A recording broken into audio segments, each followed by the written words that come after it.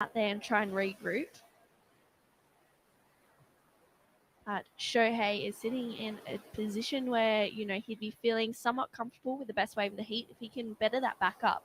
Yeah, he must be so comfortable right now with the 4.35 in this tricky condition. If you have 4.35, then you just gotta wait for another good one, and you have 15 minutes of the heat. That's plenty of time Yeah. for another opportunity. Yeah, plenty of time. Here we go. Sivaraj up and riding again. Nice roundhouse cut back there. Puts it straight up in the lip and brings it around again for another one. That drone angle just showing the wave there. So Sivaraj makes his way back out. You can see him right near that rock. That's where the wave kind of starts to die out a little bit. So he'll make his way back out the back. But some nice surfing there from Sivaraj. As I said before, I believe he's ranked 4th in the Indian surfing Wow. world. Yeah, which is pretty incredible. So we'll see some waves. That last wave locked in at a 2.85 for Sivaraj, so that did not go into his top 2. But still pretty seamless surfing. I think just the size of the wave maybe capped that score. Wow, and Saija Kamor opts to go left. So one nice turn there from the Indian surfer. We'll see what that comes through as, Dai. Haven't really seen surfers going left today. Yesterday we have seen a few people going left and get some scores, but wow, he found the left. Yeah, he found the left. I feel like goofy footers always find a left somewhere. Yes, exactly. You're goofy. Are you goofy? I am. You so are, yeah. Always looking for the goofy Yeah. left. Always looking for the lefts. So what's the surf conditions like right now compared to this morning? Yeah, I think it's getting a little bit better. It still looks really clean out there. The wind hasn't come up too much, which is nice. It is pretty warm out there, so you can see everyone hiding under the shade in that Red Bull tent area or under the umbrellas there. So it's getting quite hot. So if you can, save yourself from the sun, it's great. But the waves look really fun. They seem to be lining up a little bit more. This is Satish up and riding. He's trying to connect his way through with this one and puts it up there for a nice turn. He'll kick out. That must be his best score so far. He only got 1.5 and 1.8 in him. But the last wave from red, that must be his best score so far. Yeah, we'll wait and see. That comes through. Yeah, you're right, a 1.95. So best wave for Satish so far. Just on 12 and a half minutes to go. Looks like we've got a replay here, Di. Nice projection from the up to down, and nice finish of the last maneuver.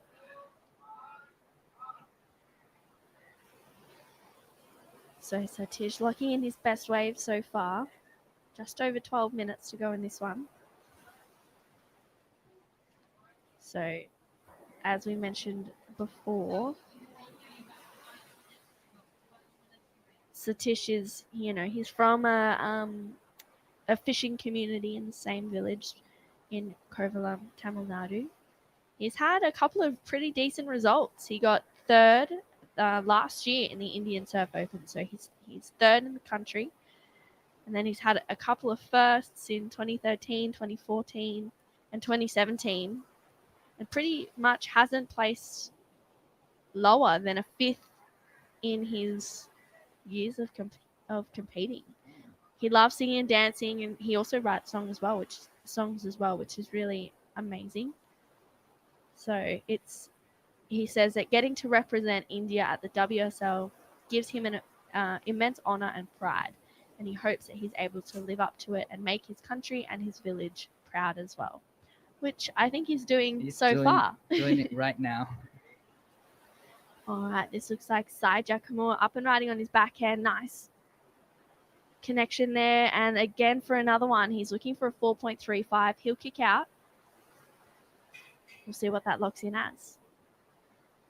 Just under 11 minutes to go. We've not seen Shohei get away for a little while, so I'm hoping to see him wait for a set and really unleash on that. He's been quiet for a couple of minutes, but he just probably sitting there just waiting for the right ones coming through to get the best. I mean, to get the best score. So I think his plan is hopefully working out. Just over 10 minutes remaining. Yeah. Well, that last wave of Saija Kimura 2.05 that did not go into his top two. He's looking for a 4.35 to go to second, and Satish chasing a 4.85 to go to second with just on 10 minutes to go. So this heat counting down very quickly.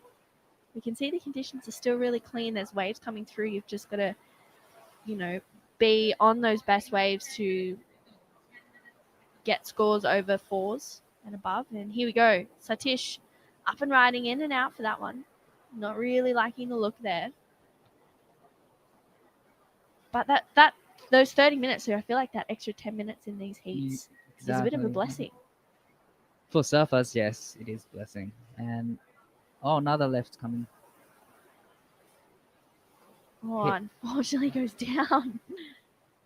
how he managed to put two turns in such a tight sections. Yeah, that was impressive Wha- stuff from Saija Kamor. But for those surfers in green and red, they need 4.35 and 4.85. For those scores, I think they need to get the bigger waves. They have to select bigger waves and better waves to get their scores, I think. Yeah, I agree. And I think, they pretty much need the best waves of the heat. Here we go. Shohei up and riding a nice looking wave. Wow. Nice connection there for that second turn. Getting a bit of release and puts it up there for a third.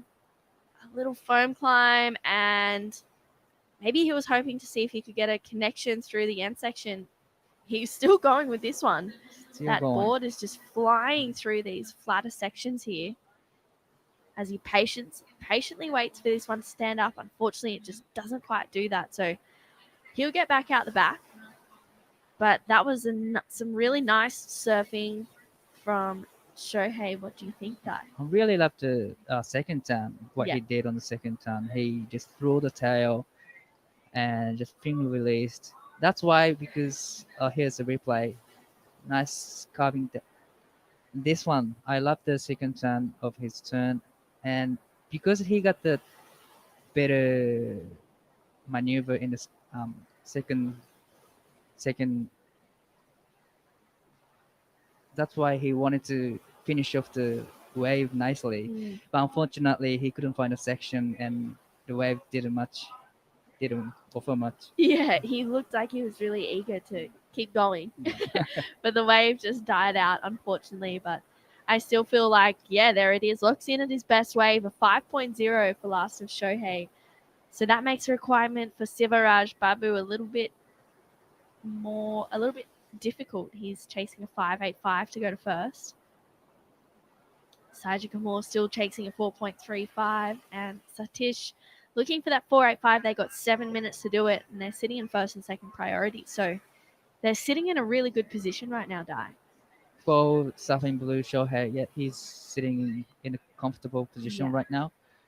But for Surfing White, must be feel uncomfortable. Mm. Just over 6 minutes, and there will be sets coming through, and if the surfers in green and red catch them, they could get right scores to go to second. So waiting for the next exchange. Yeah, well, 6.5 minutes to go in this one. Hopefully, we'll see another exchange. You can see the temple to the right of screen there. That's one of the 7 shore temples. The other 6 are submerged. Jesse was saying that apparently on a really low tide, you are just able to see the tip of one of the temples out to sea. Wow, Yeah. didn't know that. Yeah, she was saying yesterday. Here we go, another left for Saija Kamor. Unfortunately, that one just fading out quite quickly there for the Indian surfer. But Oh, he know where to sit to get a yes, left. yeah, he knows where to sit. Maybe you might have to ask him. Exactly. Well, waiting on that last score. Last of Saija Kimura, 205. That was not enough. He's chasing that 435. Still got a little bit of time, although Sivaraj does have that first priority. So he's in a position where he can block Saija Kimura and Satish from getting the best waves. Now is the time to use the priority wisely. Mm. Just over 5 minutes remaining. Absolutely. Well, Shohei taking his time getting back out the back. He's sitting in a comfortable position with that 5 and a 4-3-5. He's probably in a space where, he's not needing to worry too much about, whether he wants to back up that 4.35, because I feel like Sivaraj is probably going to be more focused on Saija Kimura and Satish and stopping them from getting a 4.35 or that 4.85. Absolutely. Probably for Shohei, trying to figure out where to sit because if he get through, he's gonna have another round this afternoon. So he might try something new. That would be great for him.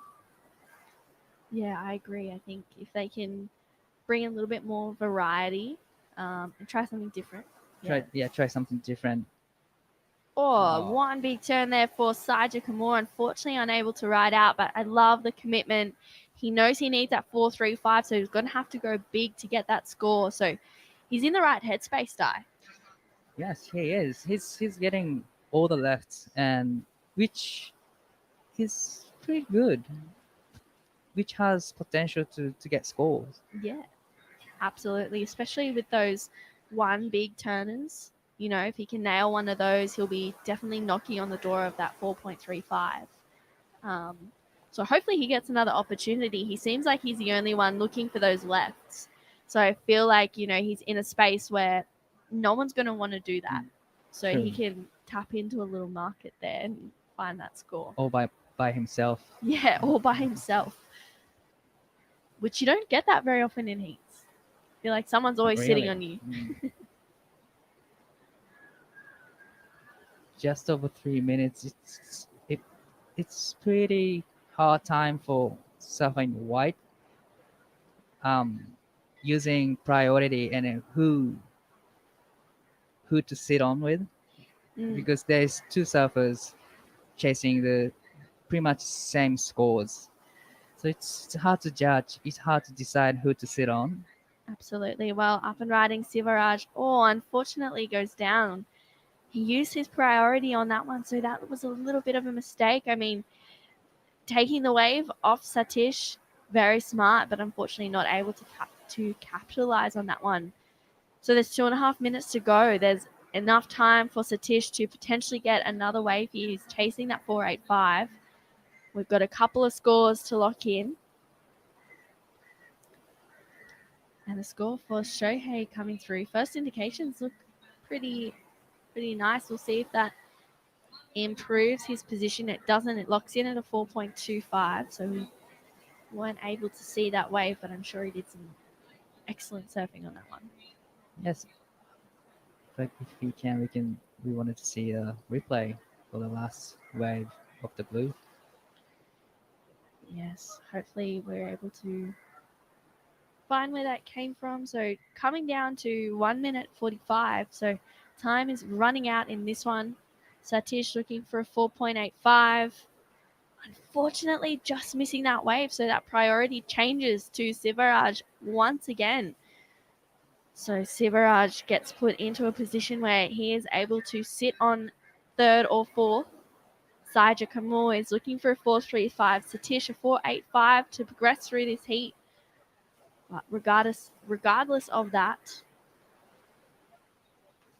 the experience that Saija Kimura and Satish will have gotten in this heat is second to none.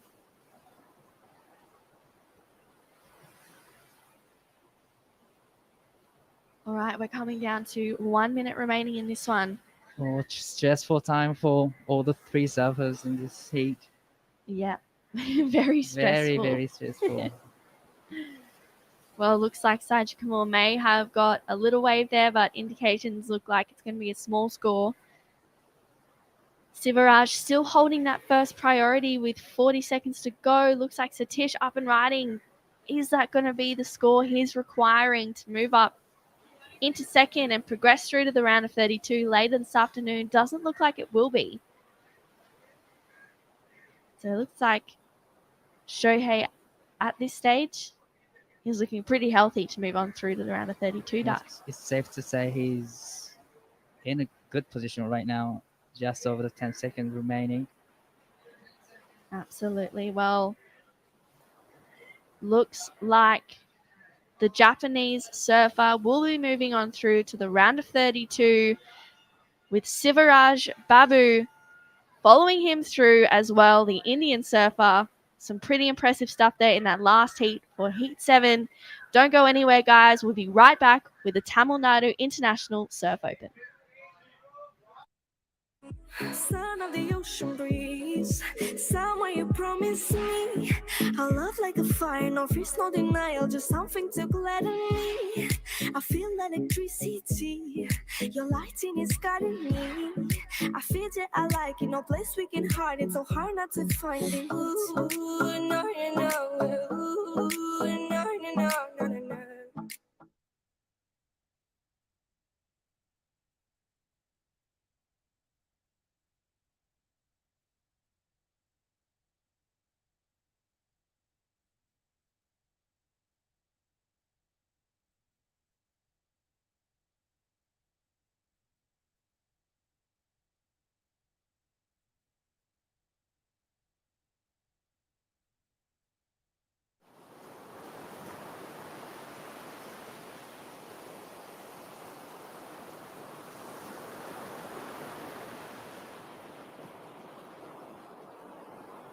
Live at the Tamil Nadu International Open. This is the last heat of the round of 48. We have been ploughing through plenty of heats this morning. We've seen some pretty exceptional surfing from surfers from all around the world competing here in the Asian region, but we are into heat number 8. In the red, we have Keanu Kamiyama. The blue, Robert Magaluna. Joe Kennedy from Madagascar, who's up and riding on that one. Our sole Madagascar surfer. And in the green, Manikandan from India. He actually placed second yesterday. He had a 5.5 and I believe a 3.5 as a backup. He was in the last heat of the men's yesterday, and he was a pretty solid surfer. So, yeah, it was all very exciting to watch the Indians compete for the first time yesterday here in the first ever WSL event. And this is Joe Kennedy, the Madagascar's best surfer. So his first wave, looking at it a 1.5, but Manikandan locked in a 2-point ride for his first wave, the local boy here from Mahabalipuram. My name is Jessie Starling, and I'm joined along my sister True. Hi. Well, that last heat was pretty exciting to watch. So I feel like we have some good surfing coming through for the last heat of the round of 48. And Jessie, I'm really excited because we're going to be moving on through to the round of 32 as well for the men this afternoon. So Manikandan locked in at 2.0 on his first wave. And Joe, as you said, is the best surfer from Madagascar. So looking forward to seeing what he can bring to the table in this heat. Yeah, yesterday we saw Manikandan and his other amigo from here, both the boys local surfers 1 and 2 in the last heat of the round yesterday. And it looks like the conditions are definitely getting better. We've got blue up and riding. This is Robert Magaluna from the Philippines. Another pink railed board. We saw some pink railed boards this morning as well from the Philippines. So maybe this is a trend that we're seeing. Little bit of a good luck charm, maybe. Yeah, I like it. A lot of my boards are pink, so I'm definitely going along with this trend too. While waiting on those scores to lock in for first of Robert Magaluna. Looks like we've got the replay here that this goofy-footed surfer, nice strong first turn, checks it for a second one and lines it up for a solid-looking third turn there. And that one just fades out, so he kicks out so he doesn't have to paddle out too far. So just over 26 minutes to go. We have a couple of scores to lock in for Robert. This looks like the last heat's heat winner, Shohei Kato, making his way up the beach. We can see pretty much everyone wearing some thongs because that sand is pretty hot. It would have been nice to know before running down Yeah. the beach yesterday. I've never felt sand so hot in my life. Yeah, it's pretty hot sand. But hey, it forces you to work out a little bit, run. I was running. I was like, oh my goodness. And then I was talking to the other girls that I was competing against, and I was like, oh, the sand's really hot. They're like, yeah, it gets really hot here. You're better off like walking down and then sprinting up that short bit. Yeah. Well, that first score of Robert locked in a 4.5 for the Filipino surfer. Yeah, that's definitely a keeper, as we've seen in the previous heats all morning. A 4.5 is definitely a keeper. It's in some heats been the highest score of the heat. We have seen the highest score lock in today from Rio and Naba be a 6.5. So, yeah, Robert probably be pretty happy to open up with a 4.5. Manikandan with the 2 and Joe Kennedy with a 1.5. And Keanu, we're sitting out there with priority. Still no scores for him yet, but only 5 minutes gone. Yeah, only 5 minutes. Here he is, right on cue. Keanu Kamiyama up and riding. Nice first turn to start and tags it for his second one. A solid 2-turn connection there from the Japanese surfer. So that, I feel like that's the first wave I've seen today with 2 vertical snaps back to back. So I'm looking forward to seeing where this number goes with the judges. 24 and a half minutes to go. The Japanese surfer is underway in this heat. Just waiting on that last score to come through. I'm looking forward to hearing what Shohei has to say about his heat and his experience here in Indonesia. We'll be talking with Dai Waiko soon.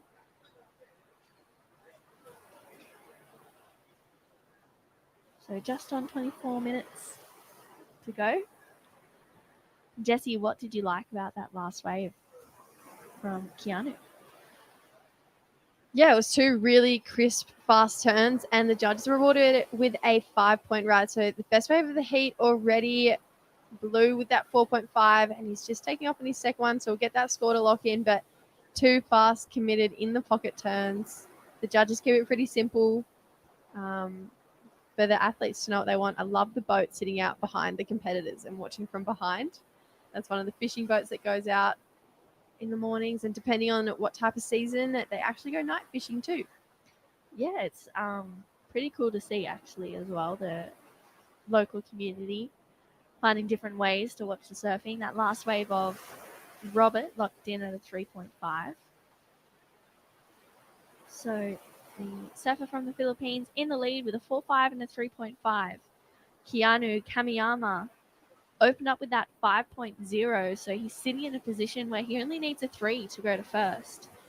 Manikandan I has a 2, chasing a 3.01 to go to second, and Joe Kennedy is sitting in fourth. He needs a 1.5. So he has a 1.5. He needs a 3.51 to go up into second. So as you mentioned, Joe is the best surfer in Madagascar. We were talking to him and his girlfriend Nora the other day at the opening ceremony.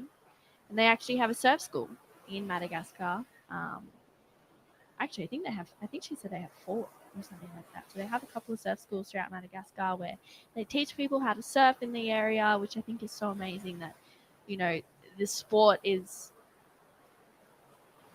going to different parts of the world, and you just see people, loving it and wanting to share the lifestyle. Yeah, it's one of those places that, similar to India, you wouldn't think to go there for surfing competitions.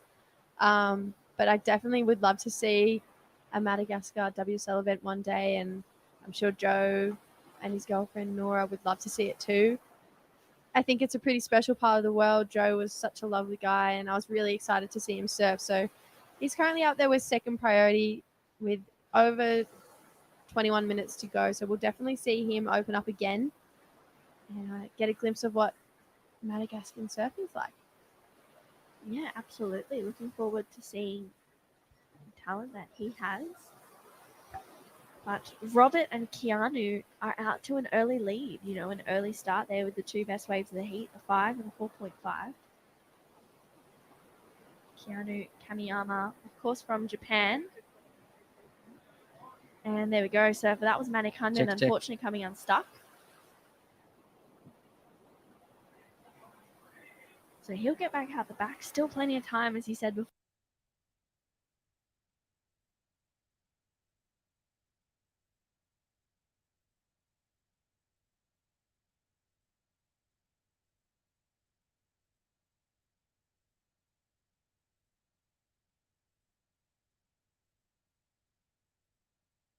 For Jesse, I feel like these 30-minute heats are just such a luxury, especially with the waves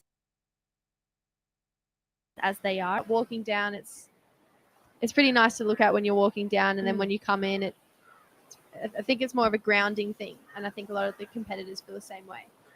Yeah, absolutely. It's pretty incredible to be able to mix surfing with, such a rich culture, especially here in India, and it's definitely been a place that I'm going to come back to for sure. To enjoy the culture, enjoy the lifestyle a little bit more. The food is amazing. So we've got just under 20 minutes to go, and it looks like we have Dai out there with Shohei Kato, the last heat winner. Down to you, Dai. I'm with Shohei Kato, the last heat winner. お疲れ様です。おめでとうございます。ありがとうございます。コンディションが結構変わってきてて、朝サーフィンしてる時と変わってきたと思うんですけど、ヒート最初前半1本乗って、そこから比較的ゆっくりなヒートだったと思いますが、どんな心境でヒートを迎えてましたか？そうですね。本当とりあえず作戦はキープビージーって感じで、セットを待ちすぎないで最初は、ビルドアップって感じでどんどんスコア上げていこうかなって感じで乗ってって、何でもとりあえずトライしてって感じでやって、でその後スコアちょっと足りてなかったんで、いい波待とうかなって感じでゆっくりな感じでしたね。So his original plan was to keep himself busy, get as many as he can, so that he can take the rhythm, and that's what he did in the first part of the heat.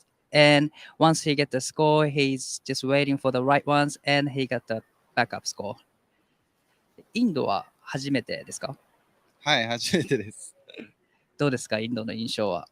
インドの印象はなんか気候が意外と日本と似てるなって思って、俺はなんかもっと湿気強くて超暑いのかなと思ったんですけど、インド来る前日本もめちゃくちゃ暑かったんで、その暑さにも日本では慣れてたんで、フィーリング的にはいい感じです。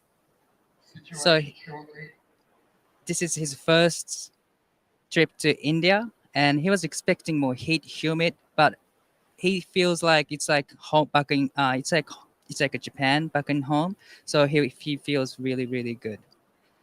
では日本の方や、スポンサーの方に向けて、メッセージがあればお願いします。はい。初めてのインドですごい楽しみにしてきたこの大会なんで、すごい波も日本の波に似てて、すごい今楽しめてる状況なので、次も楽しんで頑張りたいと思います。Back to you guys. Thank you so much, Dai. What an incredible translation there as well. I mean, Dai having to speak Japanese and then translate that back to the viewers that don't is pretty incredible. And Shohei seems like he's having a really great time here in India. He says it's not as hot as he thought. Seems like it's back, like similar to back home in Japan, which is great. He'd feel really comfortable here, and he'd feel like he's in a position where he doesn't need to stray too far away from the sunny parts along the beach. Yeah, I really love the interview translations that we've got with Dai. I reckon about 80% of the field is probably Japanese between both the men and the women. We'll get back to that. This is Keanu Kamiyama tagging away on his second ride. He was looking for a 3-point ride to put him back up into the lead. His first wave was a 5.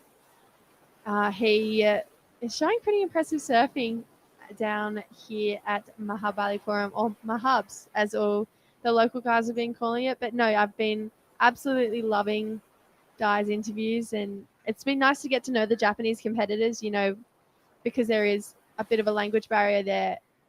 I feel like, you know, we all smile and wave and hi, how are you? But it's really nice to actually get to know them and see how they're feeling. And we're all just similar people. Absolutely, everyone gets nervous before heats, and it's you know, this event is going to play really big, will come into play, I guess, throughout the rest of the year for the Japanese competitors. It's important to them. It is a 3,000 this event, so you know these points are required in a way. If they can make it to the quarterfinals and above, then they're sitting in a good position on the rankings for the Asian tour. That last wave for Keanu locked in at a 4.15. So 15 minutes to go in this one. Up and riding, Manikandan. One nice turn there. Unfortunately, he gets unstuck. So a small score to lock in for last of Manikandan. He is looking for a 6.0 to move up into second. And Joe is chasing a 6.5 to go to second. He has a 1.5 and a 1. But Robert Magaluna is sitting in second place. He has a 4.5 and a 3.5 from the Philippines. Chasing a 4.66 to go to first. And Keanu Kamiyama is out in front with the best wave of the heat, 5, and the second best wave of 4.15. So he'd be feeling pretty good out there so far, Jessie. Yeah, definitely red and blue have a hold down on this heat. I don't feel like green and white have been able to open up how they wanted to. Here is our heat leader, red, Keanu, tagging down the line. This is one of the better looking waves, the shape that we're used to seeing here at Mahabs, that bowly right-hand Sri Lankan-esque point. And he's going to take this one past the rock. He likes the feel of it.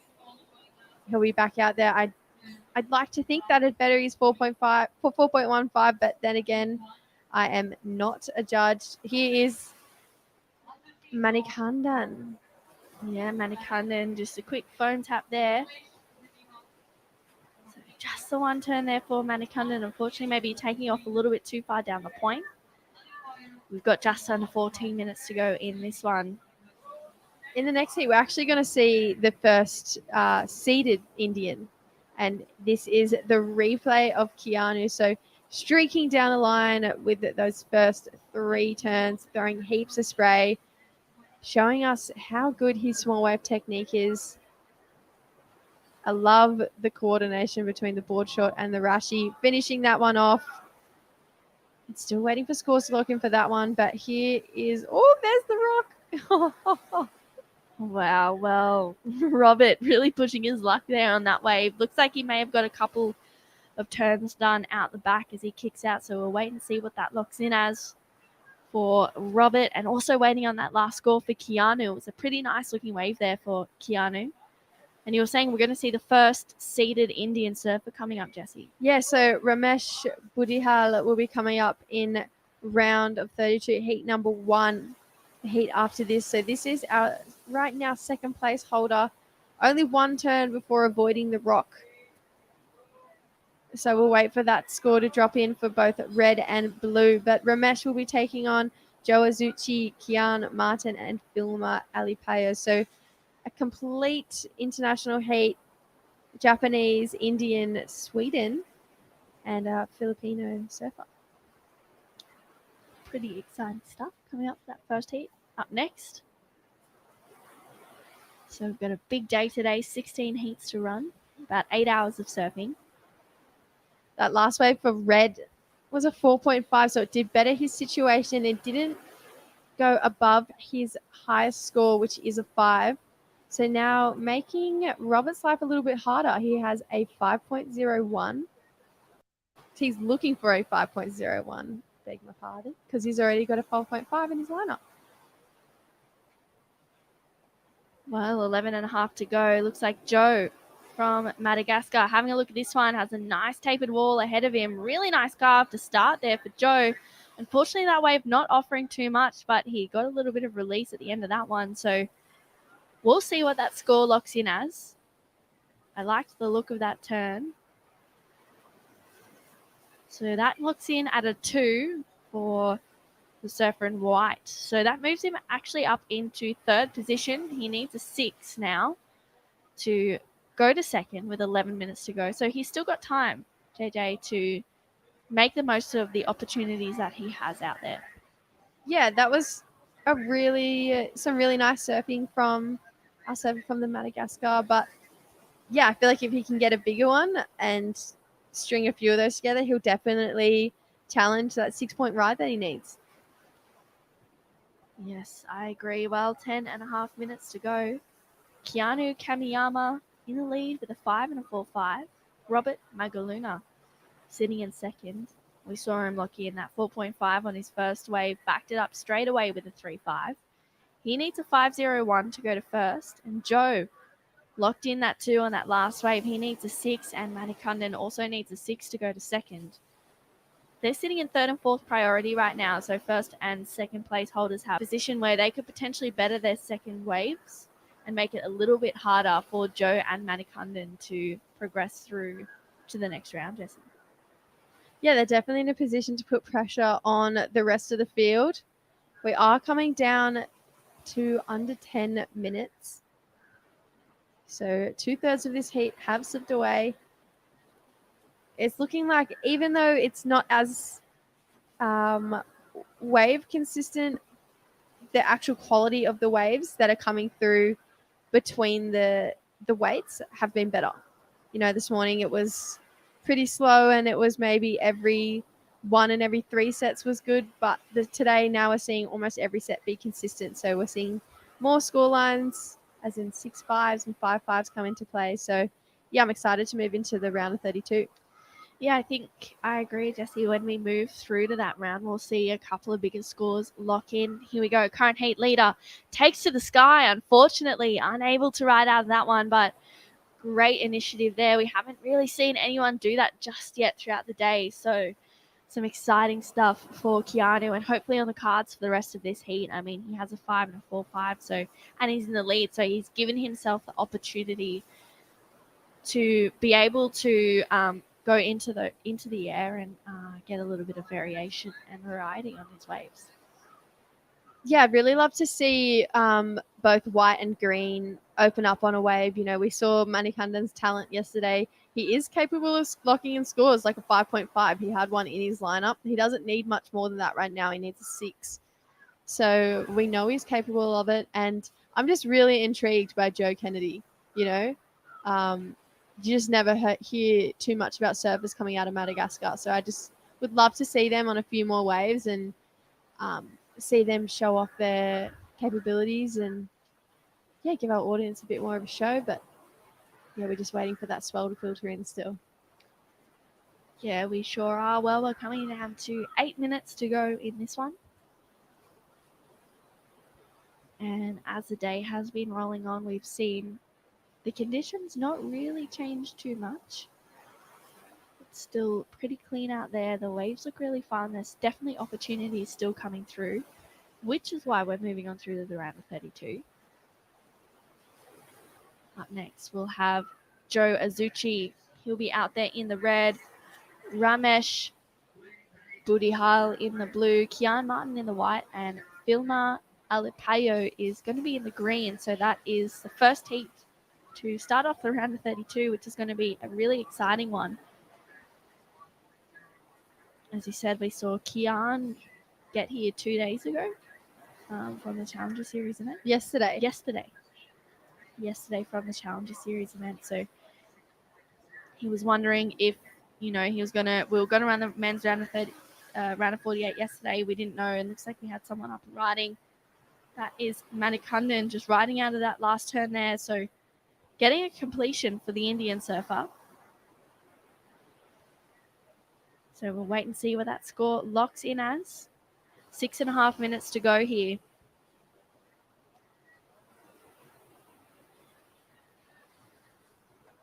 Keanu Kamiyama still out in front.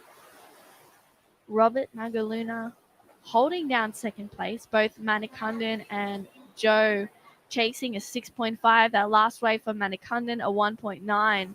That took him up into third position, but that was not enough to get him up into second.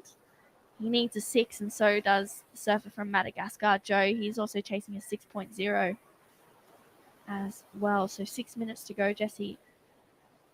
Robert Magaluna's in a position where, he's feeling somewhat comfortable, but maybe not to the point where he can just enjoy himself for the rest of the heat. He may need to, better that backup score to make it harder for third and fourth. Yeah, I definitely think Robert's in a position where he could make our surfers in green and white feel a little bit more nervous out there. It looks like he's up and riding, and wow, really critical first turn. Straight back into the pocket, and he wants to get more damage done. So he tags it again and again. Looking like he's going to try and finish this one off. This one bowling up the whole way through for him. So this is one of those wider peaks that we see come through every now and then. That was a great wave. He only needed a 5.01 for the lead, so I dare say he'll challenge for that.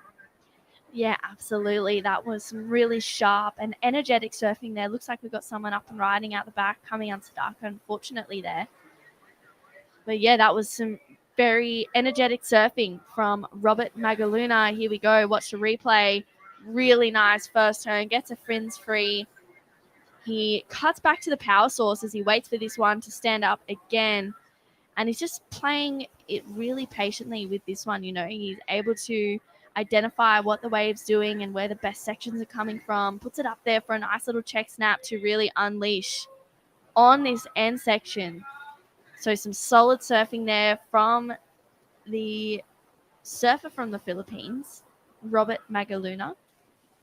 We'll wait and see what that comes through as. As you said, Jesse, he was only chasing a 5.01.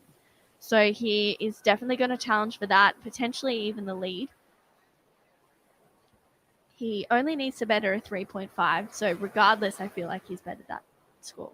Oh, absolutely. That 3.5 is long gone out of his scoreline. And initial indications are showing that it could be the best wave that we've seen in the entire event.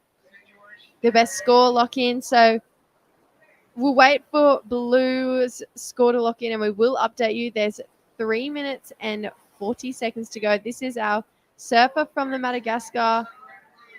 Unfortunately, coming unstuck on that last one. And there's the score for the last wave at Blue, a 7.25. That is the best score we've seen in our event so far. So Blue skyrockets out the front with a 7.25 and a 4.5. Here's Red to answer back.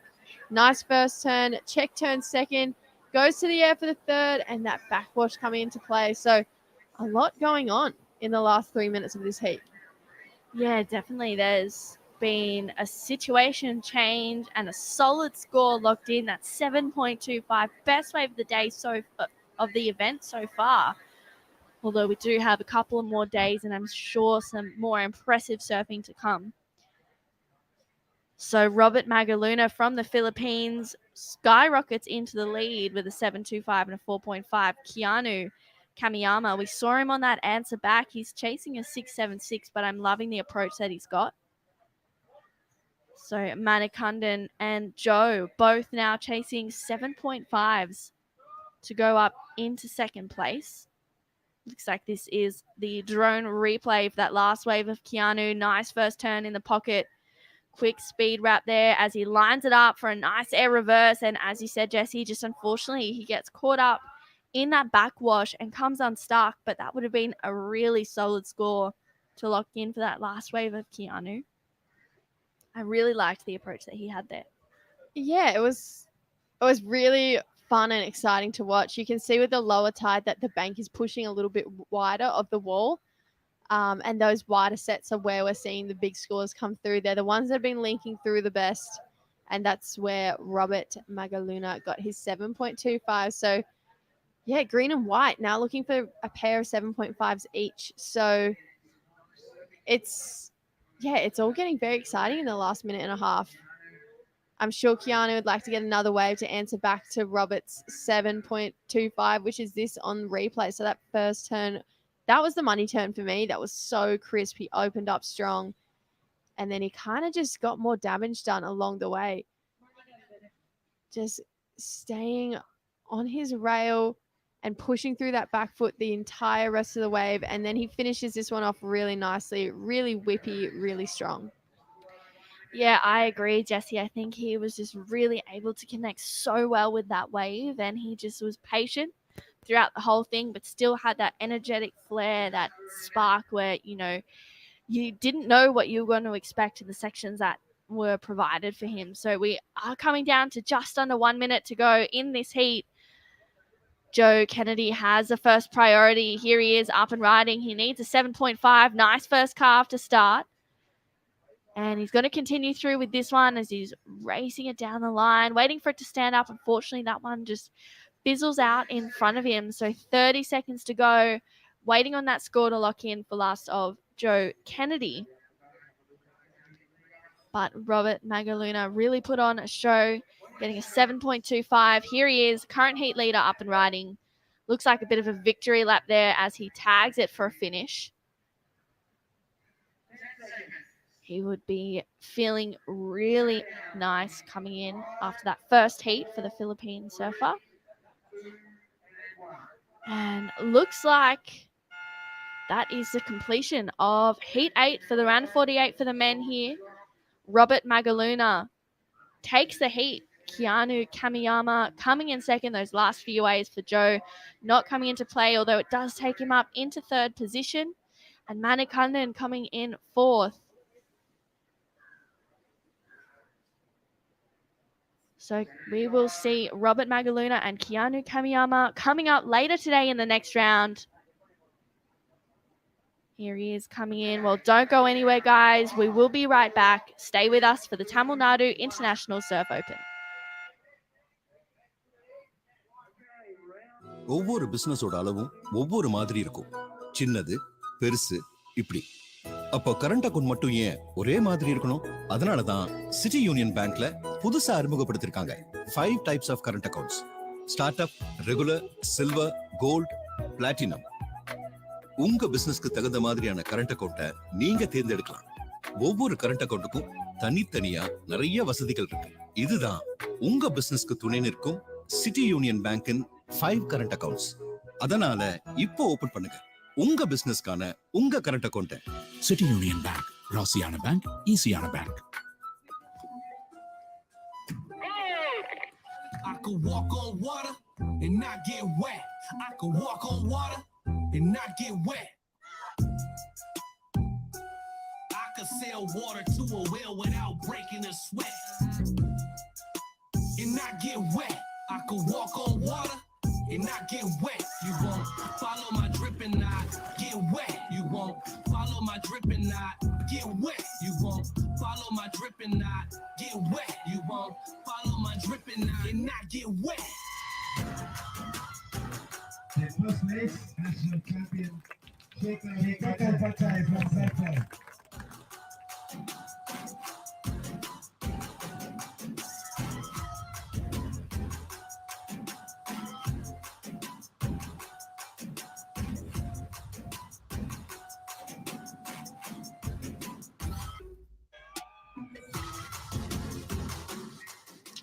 Welcome back to the Tamil Nadu International Surf Open.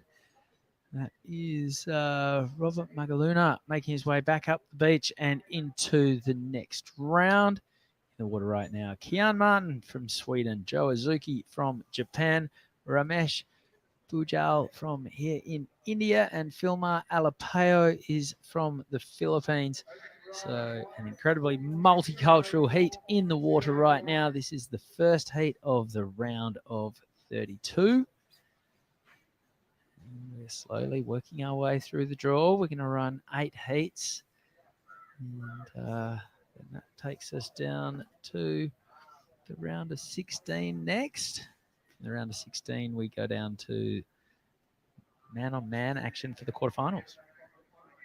Yeah, it's all been pretty action-packed. That end to the last heat was exciting, to say the least. There was so many situation changes. The 7.25 highest score of the event was locked in. Thank you to Robert Magaluna, who True will be talking to pretty shortly. But, yeah, we've got an international fair in this heat. Kian Martin from Sweden, And then, yeah, as you said, Joe Azuchi, Japan, Ramesh, India, our first seeded Indian surfer coming up in this heat, and Filma from the Philippines. Yeah, keen to see how Ramesh goes because we did see, is it Arish before? Indian surfer put on a really great performance. Ajish Ali to take second after Arashi Kato. So, yeah, the Indians are getting through the heats in their first ever event on home soil. That's great to see. Scores in the water right now. Kian Martin has a 4. Joe Azuki has a 2. That is Mahab's Point. We're here at Mahabalipuram, about 60 kilometres south of Chennai, 4th biggest city in India. 14 million people. Crazy. It's such a large number to actually fathom. That's Kian Martin, our Swedish surfer who lives in Bali, up and riding on his second scoring ride. So we'll wait for that one to come in. But yeah, Kian, pretty cool story. He only actually got here yesterday. And when they were looking to running the men's round 2, he was first heat. We saw him compete this morning, and he just got off the plane, came from the airport with his board bags straight here. So he literally had his board bag down here ready to set some boards up in case he was surfing. They ended up calling it off because conditions dwindled a little bit yesterday afternoon, but he's done a lot of traveling. He was telling me he hasn't been home for 2 months, from Bolito to Huntington, and then now here to India, and then he goes home. It's the Red Bull sign. India Red Bull is one of the sponsors down here at the event.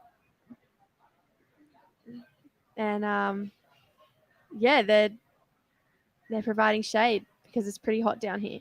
It is damn hot. You ever been to the sun? That's how hot it is. And I've oversold Chennai. Its population is only 12.4 million, Only. not 14 million. So pretty much bang on half of Australia. And it's the 6th biggest city in India. Okay, this is Filmar Alapao on his backhand. And you can tell by his body language he was not enjoying the way that wave was heading. So tossed in the towel.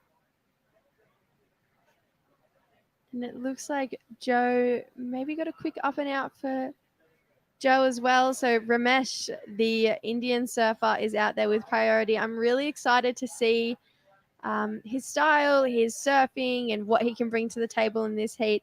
Yesterday we spoke to Mumu, the local surf instructor. He's got a surf school down here, and he was couldn't talk highly enough about the 2 Indian surfers that are seeded into this round. So it's Ramesh and Srikanth are seeded into the highest round you can be seeded in because they're seen as the 2 best surfers for India. Yeah, he also told a really cool story about convincing pro surfing legend from the 90s, Brad Gerlach, to get out here once upon a time and run a little bit of coaching clinic with the local surfers. And they've still got a bit of a relationship that endures to this day. Yeah, Brad's a legend. So to be able to get him down here would have been such a benefit to all of the local surfers around here. All right. And just while we've got a little quick break in play, we're going to throw down to Truce Darling, who's with the winner of the last heat. Take it away. Yeah, thanks so much, Binzi. I'm here with the last heat winner, Robert. You got that 7.25 in the middle of that heat. You'd be feeling pretty happy with that. Yeah, that's swim. I'm lucky. I get that swim, so I'm thankful, and I got 7 something. So yeah, I'm so happy. Amazing. And that was your first heat here in India. How are you liking the area? And what's been your favorite thing about the place so far? Yeah, I saw everybody here. I'm happy also here in India. My first time, and yeah, it's so to be here, and I enjoy the spot here also. Amazing. Well, thank you so much for having a chat. Would you like to say hi to anyone back home? Okay. And I speak. To all Filipinos, salamat sa suporta, sa tiwala, tapos sa lahat ng tumulong, salamat sa pamilya ko, sa mga kaibigan ko. Shout out kay Kuya Long. Thank you. Thanks, Robert. Thank you. Thank you. There you go, True Starling having a chat with Robert Magaluna, winner of the last heat, coming all the way from the Philippines to compete in this event. And talk us through his high-scoring wave. I missed that one. Yeah, he locked in a 7.25, but I'll get back to that in a second because this is Ramesh Budhal's first wave, one of our seeded Indian surfers, carving back to the pocket a few times on this one, looking for an end section Whoa. past the rock. And still connecting down the line, not offering him too much, so I'm sure he'll want to get back out there pretty quickly. Just about in runaround territory down there. Yeah, I'd say so. But no, Robert, yeah, he locked in a 7.25. He just got one of those wider ones that connected the whole way through. The first turn was really critical. This is the first turn of Ramesh. Really nice carving maneuver into another, and you can see the talent he possesses. It's just unfortunately this wave didn't give him much more to work with in the back end. So my interview with Arashi Kato before, he was talking about the backwash that comes off the rock, can sometimes throw a few little hiccups into a wave as you're surfing along it. So, yeah, we saw Ramesh just then navigating wide of the rock, surfing on the outside. Most of the surfers we've seen go underneath it so far. You don't really have a choice. The wave dictates your path. But here goes Filmar Alapeo, the big Filipino on his backhand. One turn, he's out of there. Wasn't impressed. Kian Martin, he dropped in a 6.5 for his last wave. That might have happened while we were doing our interview. I'm not sure I saw that.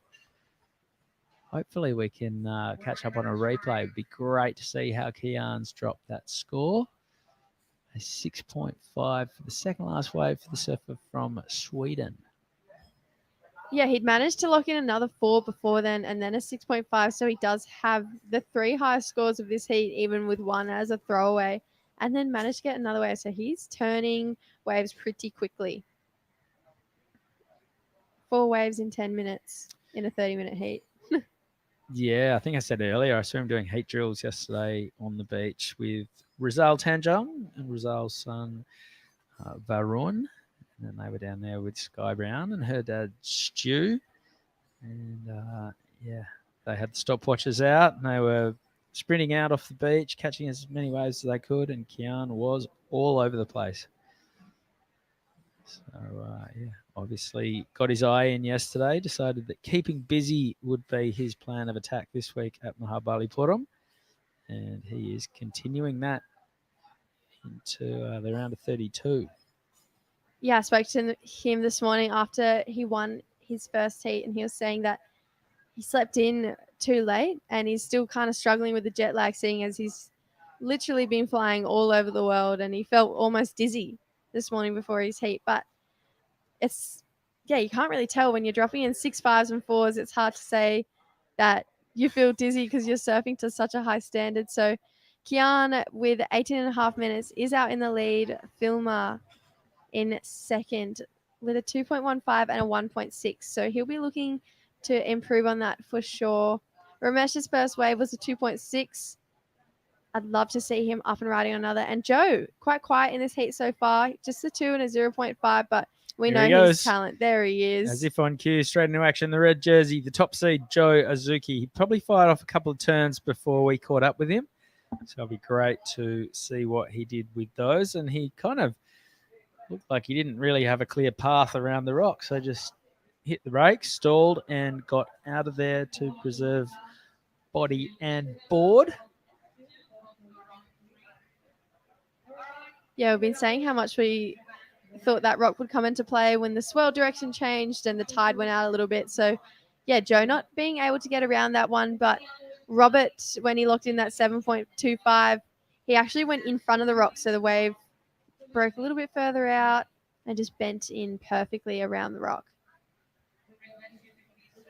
I really like it. It's fantastic. Yeah, there's no reason why the wave pools, they couldn't sort of put in some features along the journey. An obstacle course. Anchor them to the bottom. You know, you could tie down a rail of some sort. We saw Julian Wilson do it a for Red Bull Clip at Urban Surf in Melbourne years ago. They had real issues with that rail in that they were weighting it down with sandbags and the like, and I think had completely underestimated the power of the wave because the rail that was this big welded steel contraption was flinging around all over the place. Needed to be anchored. Looks like Joe having a look at this little inside one. And we'll get back to that in a second. From what it looks like, he didn't do much on it anyway. So almost at the halfway mark, we did see a flurry of waves at the start. Would love to see that 6.5 of Kian. That's a pretty big score. The second highest, on par with Rio and Naba's 6.5, but the second highest score of the day. So he must have got some damage done on it because Rio's was pretty impressive.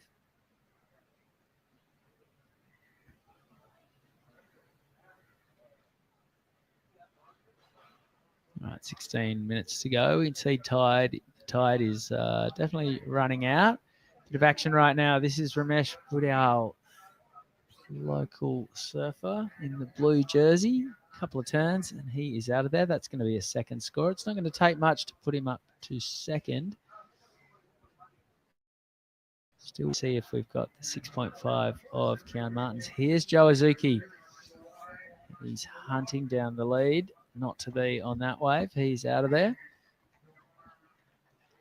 Ramesh's last wave, even though it didn't offer him much, it was really nice surfing from what I could see in the first two turns. He looked really lively and sparky on his board.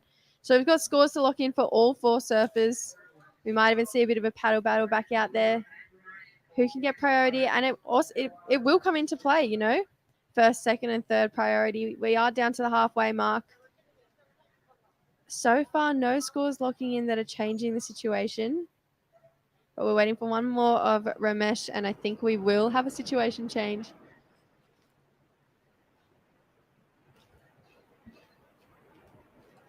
Filmer, unfortunately, only locking in a 1.65. We know he can do a lot more than that.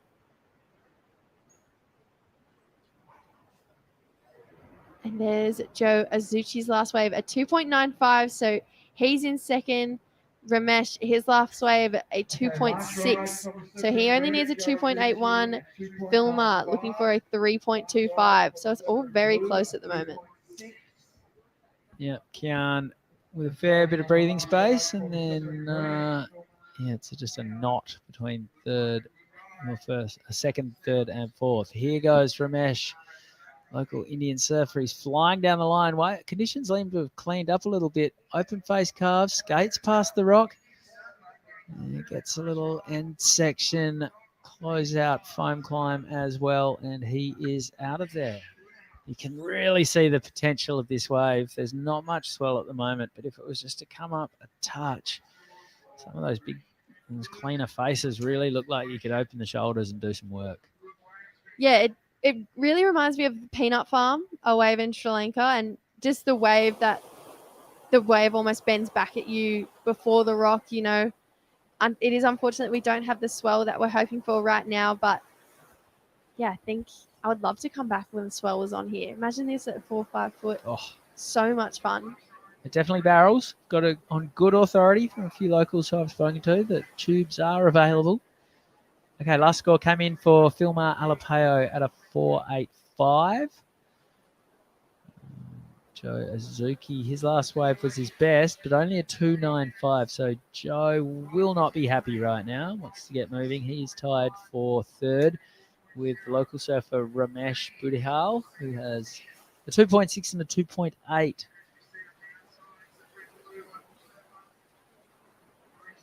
Yeah, Kian, as you said, really making some distance for himself. A 5.66 is the score needed to reach his position from green. Joe will be looking to change up his heat a little bit. This is almost out of character, I'd say, for Joe Azuchi. He's a pretty reliable and consistent competitor, but that's the perk of the 30-minute heats. There is still 12 minutes to go. Yeah, I'd like to pick Dai's brains about Joe Azuki because he's one of the stars of Japanese surfing. Obviously, Kanoa Igarashi is flying the flag on the championship tour. He provisionally qualified for the Olympics today in Tahiti, as did indirectly a man we just saw surfing a heat a while ago, Rio Inaba, and a spot for Japan today as well. I think Rio Wider needed to make one more heat at Chopu this morning to earn his spot. He got bounced in the round of 16, which meant that the next highest ranked surfer, Rio Inaba, is provisionally off to the Olympics. Well, that's exciting for Rio. He showed us some pretty solid surfing. He's had a bit of a tough run over here in India the last few days, losing his board bag. It was only his first surf this morning in his heat, and he locked in a 6.5, one of the highest scores of today. So I'm glad a little bit of good is coming his way too. Highs and lows of life on the road. Yep. 1 minute you're in India with no boards. Next you're winning your first heat in your first surf in a new country. And then moments later you find out you've qualified for the Olympics. He's a big, stocky, goofy footer too, so he'd be licking his lips at getting to surf chopes with one other person out. Yeah, it's definitely interesting. Even watching like the world's best and the CT at the moment take on Chopu. It's interesting to see how everyone else from all the different regions has got to go. You know, if it's massive, what's going to happen, kind of thing. I touched on earlier, Safi, one of my friends, she qualified from New Zealand and she just got back from her first trip over there tackling the beast. And unfortunately, second session tore her MCL. Oh, no. Yeah, and she's a really capable surfer. She has a dig and, yeah, she's keen to go back, but she is out of the water for quite some time. Oh. Will she be back in time for the Olympics next year? She will. She'll be back. Oh, that's terrible. And was it surfing Big Chopu that she hurt herself? It wasn't even big Chopu. It was small Chopu. Yeah, so I think she said it was about 2-3 foot. Small chopes is terrifying. Yeah. It's so fast and it's so shallow and the water is so clear that you paddle in and all you can see is coral sort of laughing at you saying, I'm going to tear your skin off. Oh, no, thank you. No, thank you. But, you know, she has a dig. A lot of us don't have much practice, you know, back-end bow riding. So I say put on the camp for a lot of them to go over there and learn how to surf that wave because it is so dangerous. And I think they'll continue to do so so that all the surfers are safe and know what they're doing over there. Yeah, I think Billy Stammond went over as well, the fellow Kiwi representative. Yep, Al Cleland went. Yeah, Al Cleland just earned his spot as well. Geordie Smith provisionally qualified for South Africa today, which by the Chinese arithmetic that is the qualification process somehow means that Al Cleland from Mexico gets in too. Well, Al will be pretty happy with that. Looks like we have a surfer, and it's Joe. Looking for a 4.06 to get back into second. Oh, that was a nice turn. And that's what we're used to from Joe. Oh. Okay, so game on. Joe Azuki currently down in fourth, but don't expect him to stay there for much longer. Precise, crisp, fast surfing from the Japanese star. Two of the better turns we've seen this morning, and they will link together beautifully. So looking for a good number to come in. Here goes Filmar Alapeo, big Filipino on his backhand. That wave didn't really cooperate. That was his second turn. He got a turn out there before that, so I'd love to see the first turn and see what kind of damage he did on that. He is a strong surfer, and because of his size, I think you think he's struggling in the small conditions, but he's also making it look very fun and playful. This is the local boy. Ramesh opening the shoulders. First turn with strong waves, sort of flattening out a little bit, and the body language. He wasn't impressed. He wanted that one to stand up and allow him to tee off. Wasn't to be. So we are waiting for scores to drop for all four of our surfers. Key number here will be the one going in the red column next to Joe Azuki's name. I think we're going to see one of the best waves of the heat resulting for the man in red.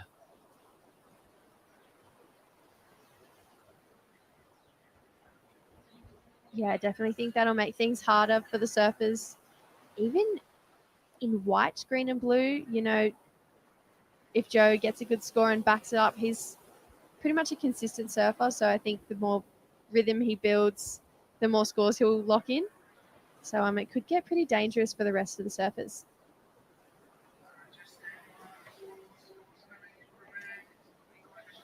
And it's a 6.9 for Red. So he has locked in the highest score of the heat, and that's more like it from Joe. Yeah. Yeah, I like the way the judges went about it there. They rewarded the quality of turns. It wasn't the longest wave, but it was two crisp punches, a really strong combination from Joe Azuki. Just went whack, whack, and threw plenty of spray around the place on both turns. The judges went, you know what? We like that a lot. We're going to give you a 6.9. Yeah, only looking for a 3.6 now. So I dare say Kian's probably not feeling overly comfortable. Filmer, still that score to lock in for him. And this is Kian. Yeah, he's looking to get rid of his 4 right now. Skating across the dead section does get the link up. Unfortunately, the wave peters out. So good thing about a wave like this one at Mahab Point is it doesn't take long to get back out. And with short period swell, there's going to be plenty of waves. So you can just have these little speculative looks. The first turn was pretty good. And right about now, Kian would have been hoping that the wave stood up and gave him a couple of sections to hit. He realised that wasn't going to be the case, and he is out of there. 5 minutes 15 to run. Kian remains in the lead with a 6.5 and a 4. Joe Azuki has a 6.9, the best wave of the heat. He only needs a 3.6 to jump up into first. Filmar Alapeo needs a 5.01 to get up to second, and Ramesh Budial needs a 6.41 to get up to second. We are inside the final 5 minutes. And Joe just got another good-looking wave from what I can see from this pullback shot. So he was looking for a 3.6, and from what I could see from here, definitely looked like that. So hopefully we can get a close-up look. But I'm excited to see what that score comes in at. Kian's didn't go into his top 2, which we were both pretty sure that wasn't going to. But I reckon Joe might challenge for the lead now. So it leaves Filmer out there with first priority, and Ramesh, the local boy. You can see the frustration on his last wave. He wants to open up more. You can see his talent when he is connecting the turns, but yeah, unfortunately, he probably hasn't had the heat he's wanted. So I'm loving if he could get an opportunity to really showcase his surfing in the dying stages of this heat. And that is the beautiful setting here at Mahabalipuram, the shore temple on the headland in the background. Fishing boats, big Red Bull wigwam, courtesy of one of our sponsors. This event's been very well supported this week. First ever WSL event in India.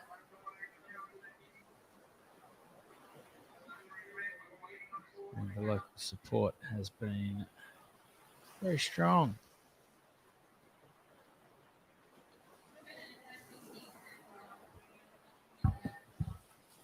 Some of the sponsors include the TT Group. And we had Arun come in earlier, who is the president of the Surfing Federation of India. He also runs the TT Group. Jawa Yazdi Motorcycles, Score Condoms, Medium Home Appliances. Kian Martin just pleading with the wave to get an opportunity. Wasn't to be.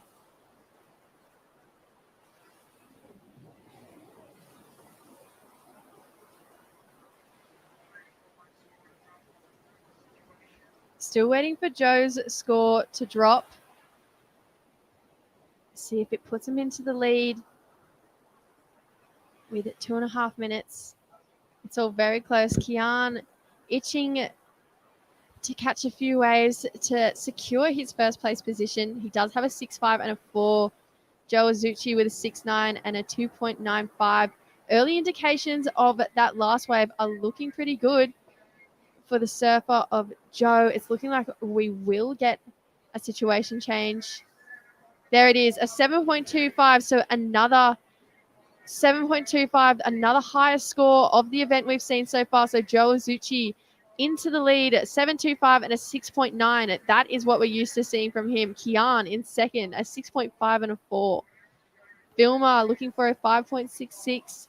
And Ramesh, he was looking for a 7.05 on that one. I don't think it is. So we'll have to wait and see if our surfer in green and blue can get another opportunity, and I'm sure Kian will definitely play the defensive game. Yep, so Kian hunting a 7.65. Well, you called it, Jesse. Joe was languishing in fourth, but he sort of said he's never going to be far from the lead. And sure enough, a 6.9, a 7.25, a 14.15 total. I would imagine that's the best of the event to this point. And yeah, Japanese gun has come out blazing. This is Filma Alapeo on his backhand. He's chasing a 5.66 to get up to second. Oh, he would love to have held on to that last turn. Not sure it would have been the score, but that last turn would have definitely asked a question of the judges. All right, here goes Kian Martin. He's on the hunt for a 7.65, or at least to try and build some space between himself and Filma in third. He goes down on the end section as well. 25 seconds to go. I feel like Kian got the better of that exchange anyway. Yeah, I wonder what the judges will go for green, because he did get a few nice backhand Rios before I think if he had landed it, it probably would have been close, but maybe it's just not there. All right, so that's Joe Azuki. We're fairly certain that he's going to be taking the win and advancing through to the round of 24. 16. 16, beg your pardon. And they're good points. They're great points. They are. All right. We're just waiting on those last scores to drop in for Kian and Filma.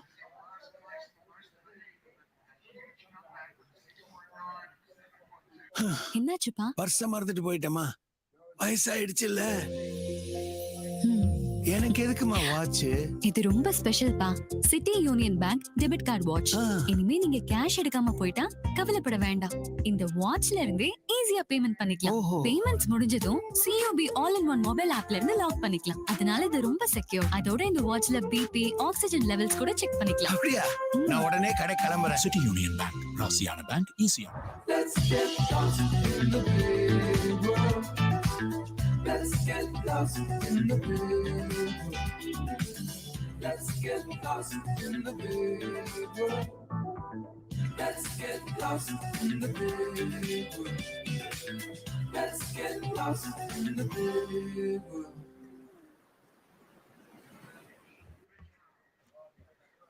All right, welcome back to the Tamil Nadu International Surf Open.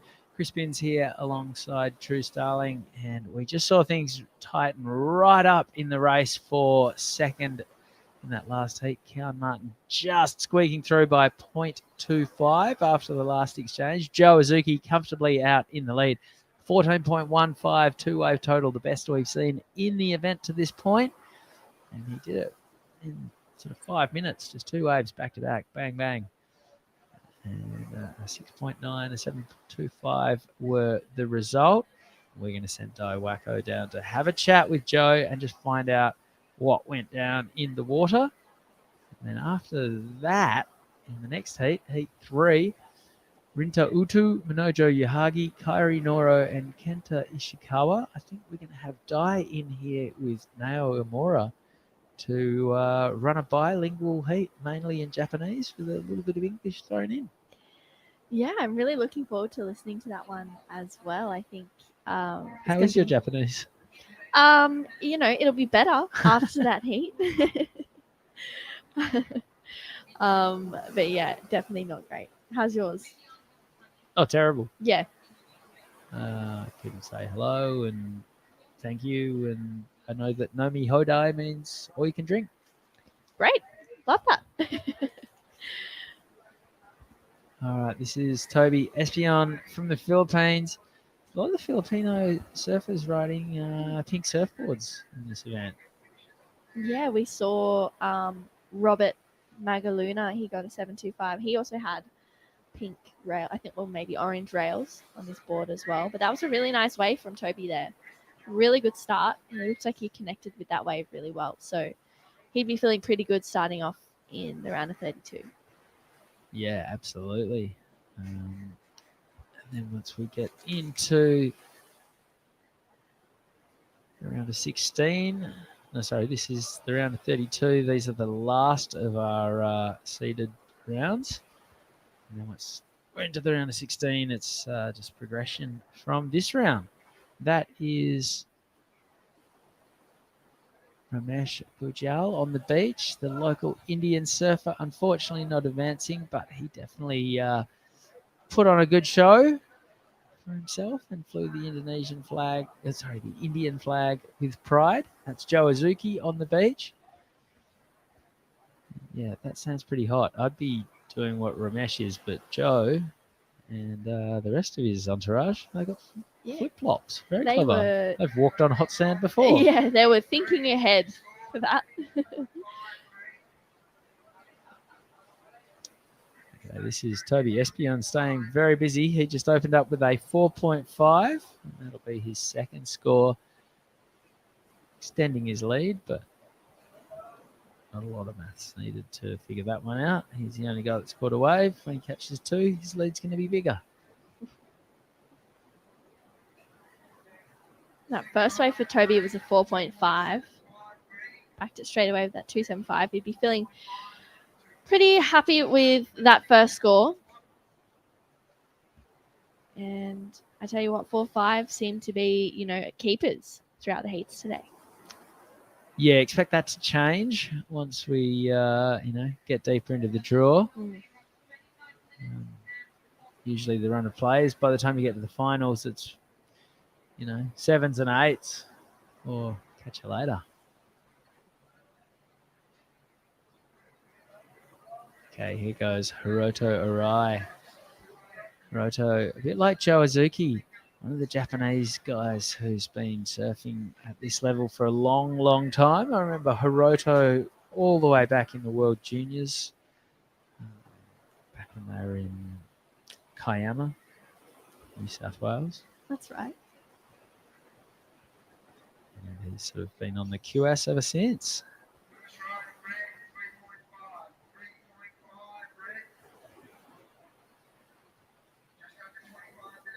Second score comes in for Toby Espion, a 2.75. Opener for Hiroto was a 3.5.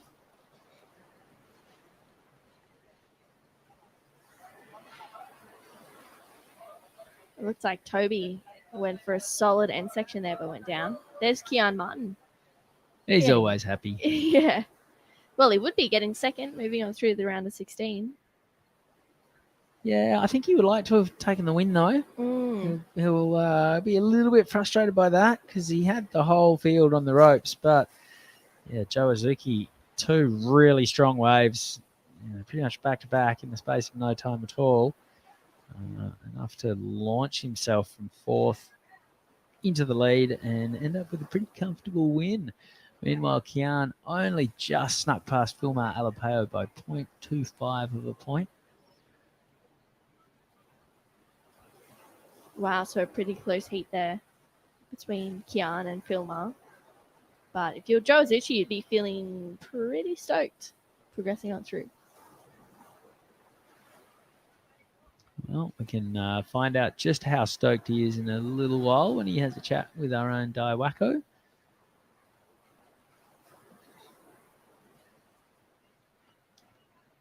Dai's a pretty savvy competitor of his own. Used to do the junior series back in Oz once upon a time. I was trying to figure it out the other day. I'm sure I would have commentated some of his heats. Really? Yep. Wow. Now you're commentating with him. Yep. Crazy.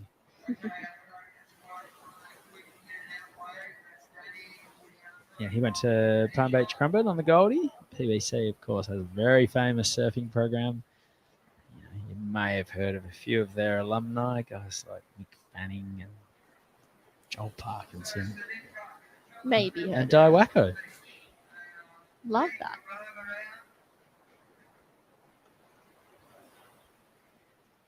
Bit of a slow. Was it the last heat a little bit slower to start off? It was, yeah. Everyone was on a little bit of a high after the exploits of the Filipino surfer before that, Robert Magaluna. And then, yeah, there seemed to be a little moment of pause before things fired up once again. Kian got out of the gates pretty strongly, then couldn't really build on his scores. Hiroto had an absolute shocker for the first 20 minutes, then just went pow and dropped 14.15 total to storm his way into the lead. And then it was kind of a two-horse race between Kian Martin and Filmar Alapeo for second, with the Brazilian, Swedish, Balinese surfer taking the second. All right, we're going to cross down to Dai Wacko, who's having a chat with the winner of the last heat, the one and only Joe Azuki. I'm here with the last hit winner, Joe Azuchi. おめでとうございます。かなりドキドキなヒートでしたが、最初の20分間なかなか波に乗れなくて、最後の10分間でこう逆転を、2ベストスコアを出したんですけど、どういう心境でしたか？そうですね、最初から乗っていこうと思ったんですけど、乗ってたんですけど、あんまりスコアが出る波乗れなくて、結構緊張したんですけど、最後タイミングがあって乗れてよかったです。はい、自分の中で2本はこのスコアが出たっていうふうには確信がありましたか？そうですね、6点も7点も出ると思わなかったんですけど、とりあえず逆転はしたかなっていう感じは思いました。So his original plan was to keep himself busy, get as many as he can, but that didn't work out. But in the end, he got two good scores, 2 good waves, and he got the scores that he needed, and he was really relieved after that. インドは初めてですか？そうです、初めてですね。はい、どうでしょうか？インドの印象を教えてください。そうですね、結構ナンカレーが好きで、日本でも本場のナンカレー食べれて美味しかったです。This is his first trip to India, and he's loving the curry, the variety of the curry here. では、日本から見てくださっている方もたくさんいらっしゃると思うので、何かスポンサーの方や、日本のファンの方に一言お願いいたします。そう、次は危なげなく勝つんで、応援よろしくお願いします。Okay, back to you guys. Thank you very much, Dai. And great to get some insights from Joe Azuki. And the little bow as the two sign off there on screen as well. That was cool. I have to agree with him. I am also loving the curries here and the variety that they have. I feel like every day we're having a different curry and it's all just pretty amazing. Lots of flavor. So lots much. Of turmeric and coriander and Deliciousness. Just general deliciousness, yes.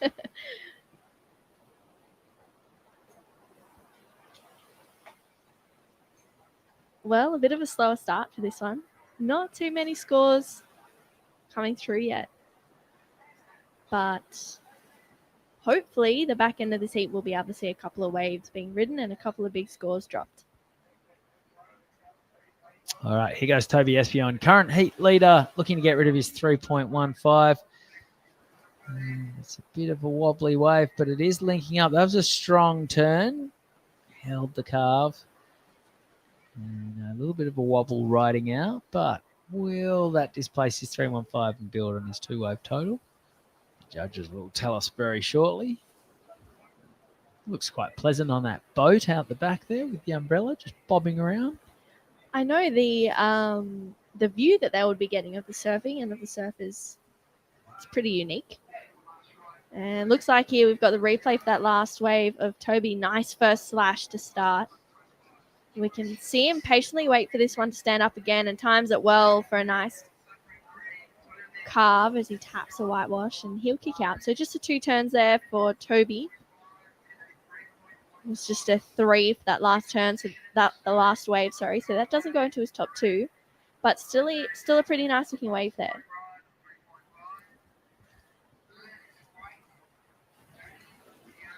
Yeah, very slow start for Takuto Ota. He sat for 13 minutes. Here he goes, flying down the line. Further down the line, Hiroto Arai takes off on a wider part of the peak. And that's definitely fair enough. You're allowed to do that as long as you don't go anywhere near your opponent. He does go near the rock, though. That was tight. Wow. Last minute, little bit of navigation to steer away from it.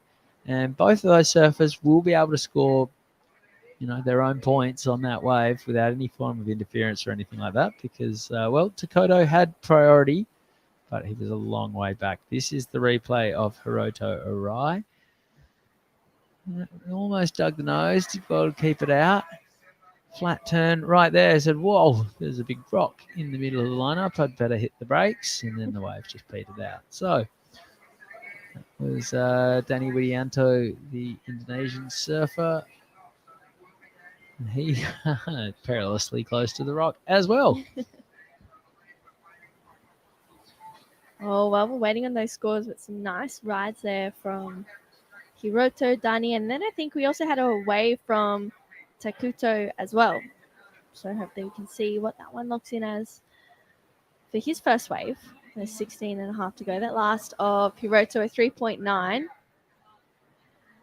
And I tell you what, it's kind of hard to, if you get a good section right near the rock, you got to tag it and pull away pretty quickly while trying to, complete that ride and get the most out of the points there. So there's definitely a bit of an obstacle for the surfers as the tide gets a bit lower. Could be introducing some, slope style into the surfing format. You start putting dotting features around the lineup. Fully.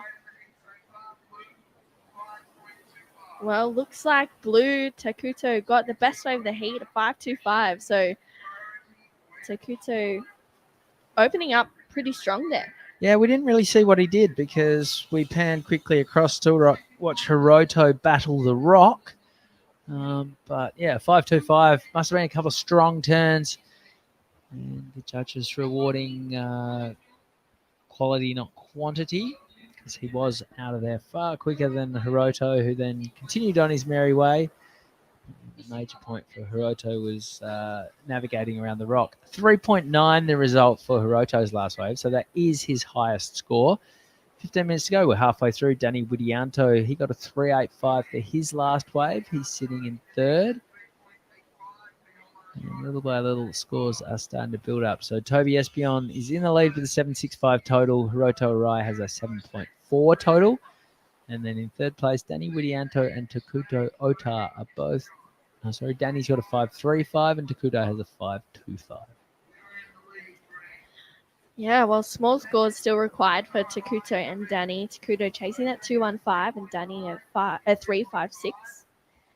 14 and a half on the clock. Plenty of time remaining to really capitalize on another wave. And I feel like if you were Takuto, you'd be feeling pretty nice knowing that you got a 5.25 on your first wave. So if he's able to find a wave similar and surf to that same level, then he can probably lock in another 5 and challenge for that lead.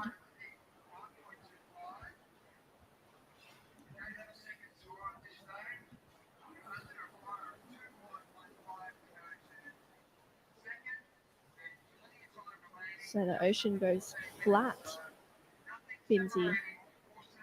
Yesterday it was actually even though it was really nice in the water, it was still pretty hot because the air was quite warm outside. So 30-minute heats are amazing when you've got the extra bit of time, but you also get kind of hot towards the last 10 minutes. Yeah, you're not going to get too much sympathy from surfers when you drop that one in the mix. But you surfed a fantastic heat. Why don't you tell us a little bit about it? I was just having fun out there. I feel like if you're having fun in waves like this, then you're going to end up doing all right. So, yeah, the best surfer in the world is the one having the most fun. Exactly. Apparently. I mean, it's never got me through a heat, but, I like to try and be happy in the water. 100%. I feel like there's no reason not to be happy. There's us. Look, we're happy. But yeah, I feel like today's been a great day so far. We've Yeah. still got a bit of action We do. to go. Plenty of heats to come, and then we're going to watch the Matildas absolutely eviscerate the Lionesses. We to, sure are. Storm into the final of the Women's World Cup. Yeah, it's going to be a nervous night for the Australian nation. Yeah, so at the Mar Morris restaurant, right behind where we're operating out of, it's on the big screen from 3:30. There's also a musical act starting at 4:30. So I feel sorry for the musical act. Yes, sorry. You might not quite understand or appreciate why no one's going to be watching him.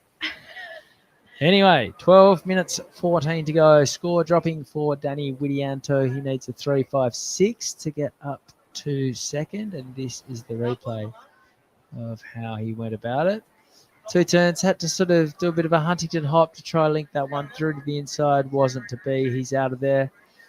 The score comes in at a 3, but not quite enough for second. He's now chasing a 3.56 to get up to second. Here goes our heat leader, Toby Espion. It was a flat turn, but it was a good one. Through plenty of water.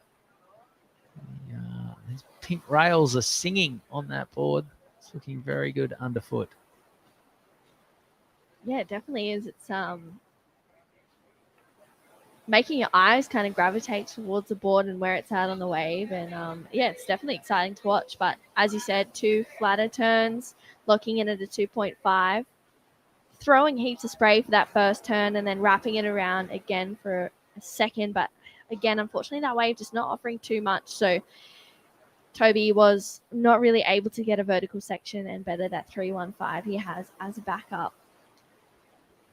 So talking about Toby's bright pink spray, you've got a bit of artwork on your board. Are you a believer in painting on your boards, or does it jinx it sometimes when you get a great spray? Sometimes people say that the board goes worse or vice versa. You know what? It's funny. I got a couple of boards and I was like, I'm not going to do any sprays on these boards, or I kind of wanted to change the sprays up a little bit or something like that. And I remember one board I didn't do a spray on.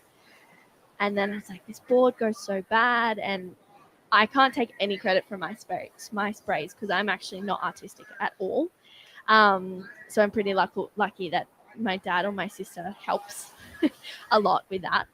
And one board I didn't do a spray on and it was so bad. So then my dad actually ended up spraying it and the board went 15 times better. Amazing. I know. So I think it's probably a superstition thing for me. But I've always had sprays on my boards for as long as I can remember as well. So I think it's just a comfort thing as well. I don't know. Yeah. What about you? I never spray my boards, but I'm not Love a averse white to board. it. If I have quite a few coloured boards, Mhm. I will get tints and whatnot, but I don't go out of my way. I'm terrible at art. Yeah, It's same. atrocious. It's Then definitely a it process. doesn't need to be a bad spray. I can put a deck grip on just a millimetre or two out. Nobody in the world will notice. There's no way my feet are noticing when I stand up on board, but in my head, the thing is all of a sudden a pig. Yeah. Wow, that was a big turn from Daddy Winianto. Big layback hammer. Has he woken up his scoreline with 9 minutes to go? This one keeps running for him down the beach. He goes past the rock. And was that a little flex? I think so. I think he really liked that wave there. I think I really liked it I too. know. Let's have a look at this replay. That first turn, I don't know if it was his first turn, but this turn was Wow. very snazzy. And a big fan of water resulting. I think Danny Widianto is going to threaten the lead when this one drops in because that was cool. Yeah, that was really solid surfing and really committed as well. We've not really seen too much like that just yet, but that's what happens when you move into the round of 32, the bar lifts. Yeah, a bit of risk. Doesn't go unnoticed. You can do a big carve and it's great, but when you really lay it on the line with a turn like that, where there's a strong chance of falling off, think the judges are going to reward it. Is this? Oh, that's the replay. There it is. A 6-point ride for Danny Widianto takes him from third up into the lead. And I think that was pretty perfect judging. 6 seems about right for me. It wasn't the biggest and best wave, but it did have 2 really strong turns at the start. One of them a pretty high risk maneuver as well, that big throwaway layback. Almost sort of had the 1 foot come off at one point. And didn't miss a beat, didn't spend too much time in the white water recovering, trying to get back to his feet, just sprung right up and continued on his way. So solid surfing from Danny Widianto to go from third to first. 7.5 minutes remaining. Toby Espion has led this heat for the opening 22.5 minutes. He now needs a 5.36 to go back to the top of the order. Hiroto Arai is now chasing a 3.76 for second. And Takuto Ota is chasing a 2.4 for second. So Takuto has that 5.25. He's probably more in the mix than Hiroto, to be honest. His best score is, 1.5 points higher than Hiroto's. So, yeah, Takuto definitely wouldn't be feeling out of it despite being down in fourth. 7 minutes to go. Wow, really nice stuff there from Danny. Locking in that 6, he'd be feeling pretty happy.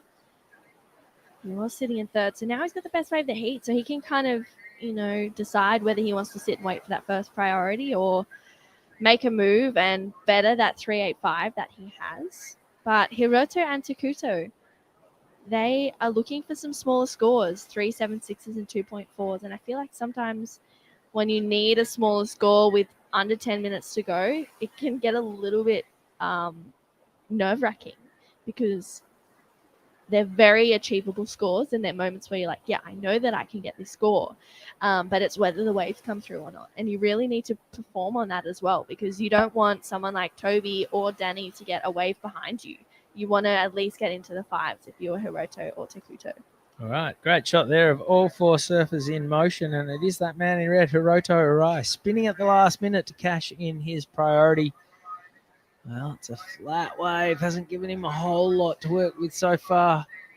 Hard to tell what's going on from the drone angle. From out in front, it looks pretty good. Couple of chops as he signs off in front of the rock. Don't mind that.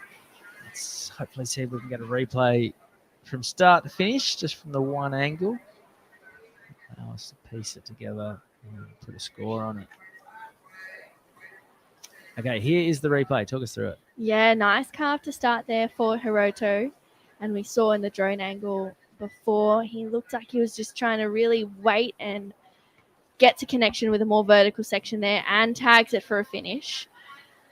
So I say he would be challenging for that 3.76, maybe potentially even getting it, but we'll have to see what comes through from the judges with 5 minutes on the clock.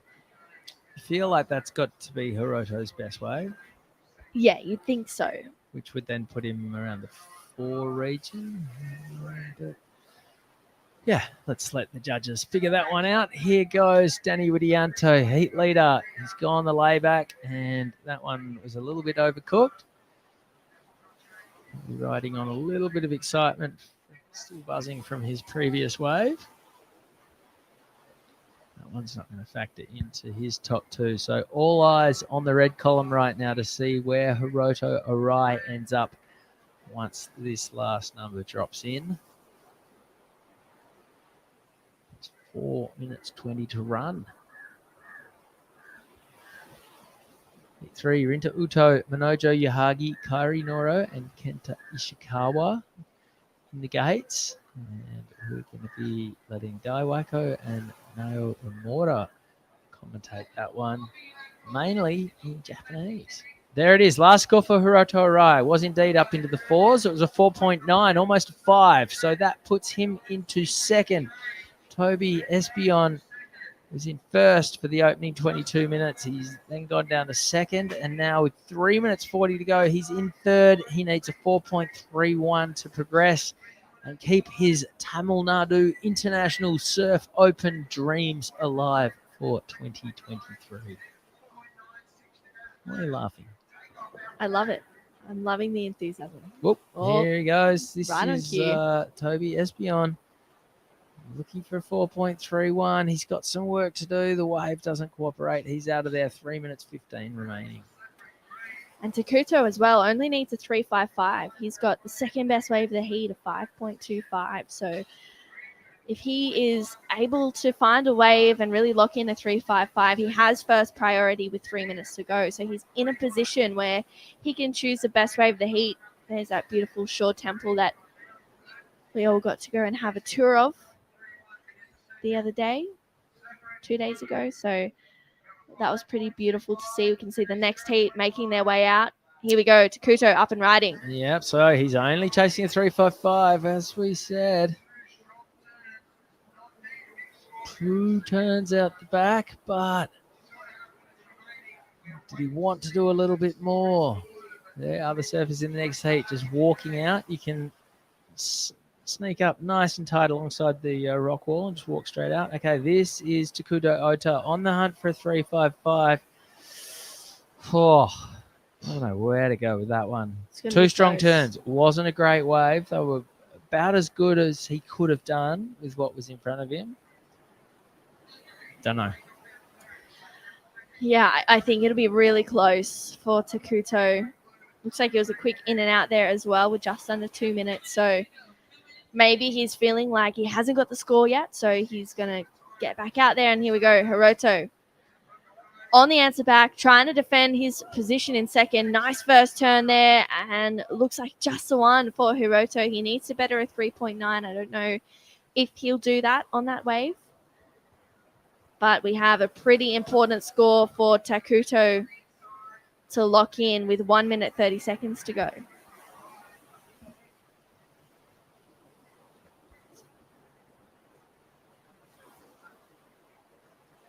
All right, just over a minute remaining. Takuto Ota with an important number to drop. Hiroto Arai, he has a score to come. I doubt that's going to shuffle his top 2. I think this is the replay of it right now. It was a strong turn. He stuck with it. Had to get around the rock. And I was hoping that the wave would stand up and run for him yet again, but it wasn't really to be. So I think it's Takuto's wave that we're going to be looking at right now. He's needing a 3.55. 40 seconds to go.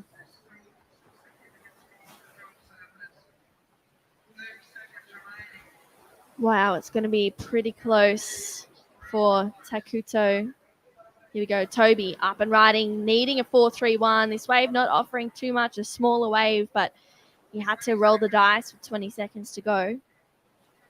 We're waiting on a number to come in for Hiroto Arai as well. He needs a 4.96 for the lead. Toby Espion is in action right now. He was chasing a 4.31. Takuto Ota needed a 3.55, dropped a 3.65, and unless, well, Hiroto Arai now needs a 4.01. He's got a number to come. It's looking like it's going to just be under. So I'm going to go out now and say that Danny Widianto has taken the heat win. Takuto Ota is going to come second, and we might be seeing Hiroto Arai bowing out.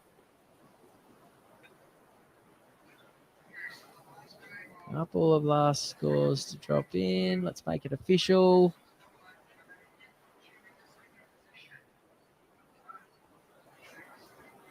So Toby Espion has indeed gone from first to second to third to fourth. Hiroto Arai has just slid down to third. Needs a 4.01 for second. 2 judges are under, 1 is over. It's going to be close. This is going to be very, very close. Danny Widianto, he's breathing easy. He's well and truly, keeping some distance from this mess. Hiroto Arai, 1 judge left to punch in a score. Come on, put us out of our misery. Honestly, couldn't tell you where I stand on this score. Apparently, it's Takuto Ota who's advancing to the round of 16.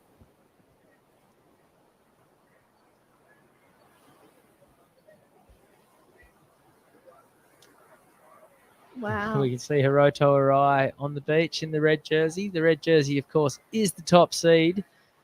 So he'd be expecting to get through. And there it is, a 3.7, just short. It is Takuto Ota by 0.1 in the battle for second place.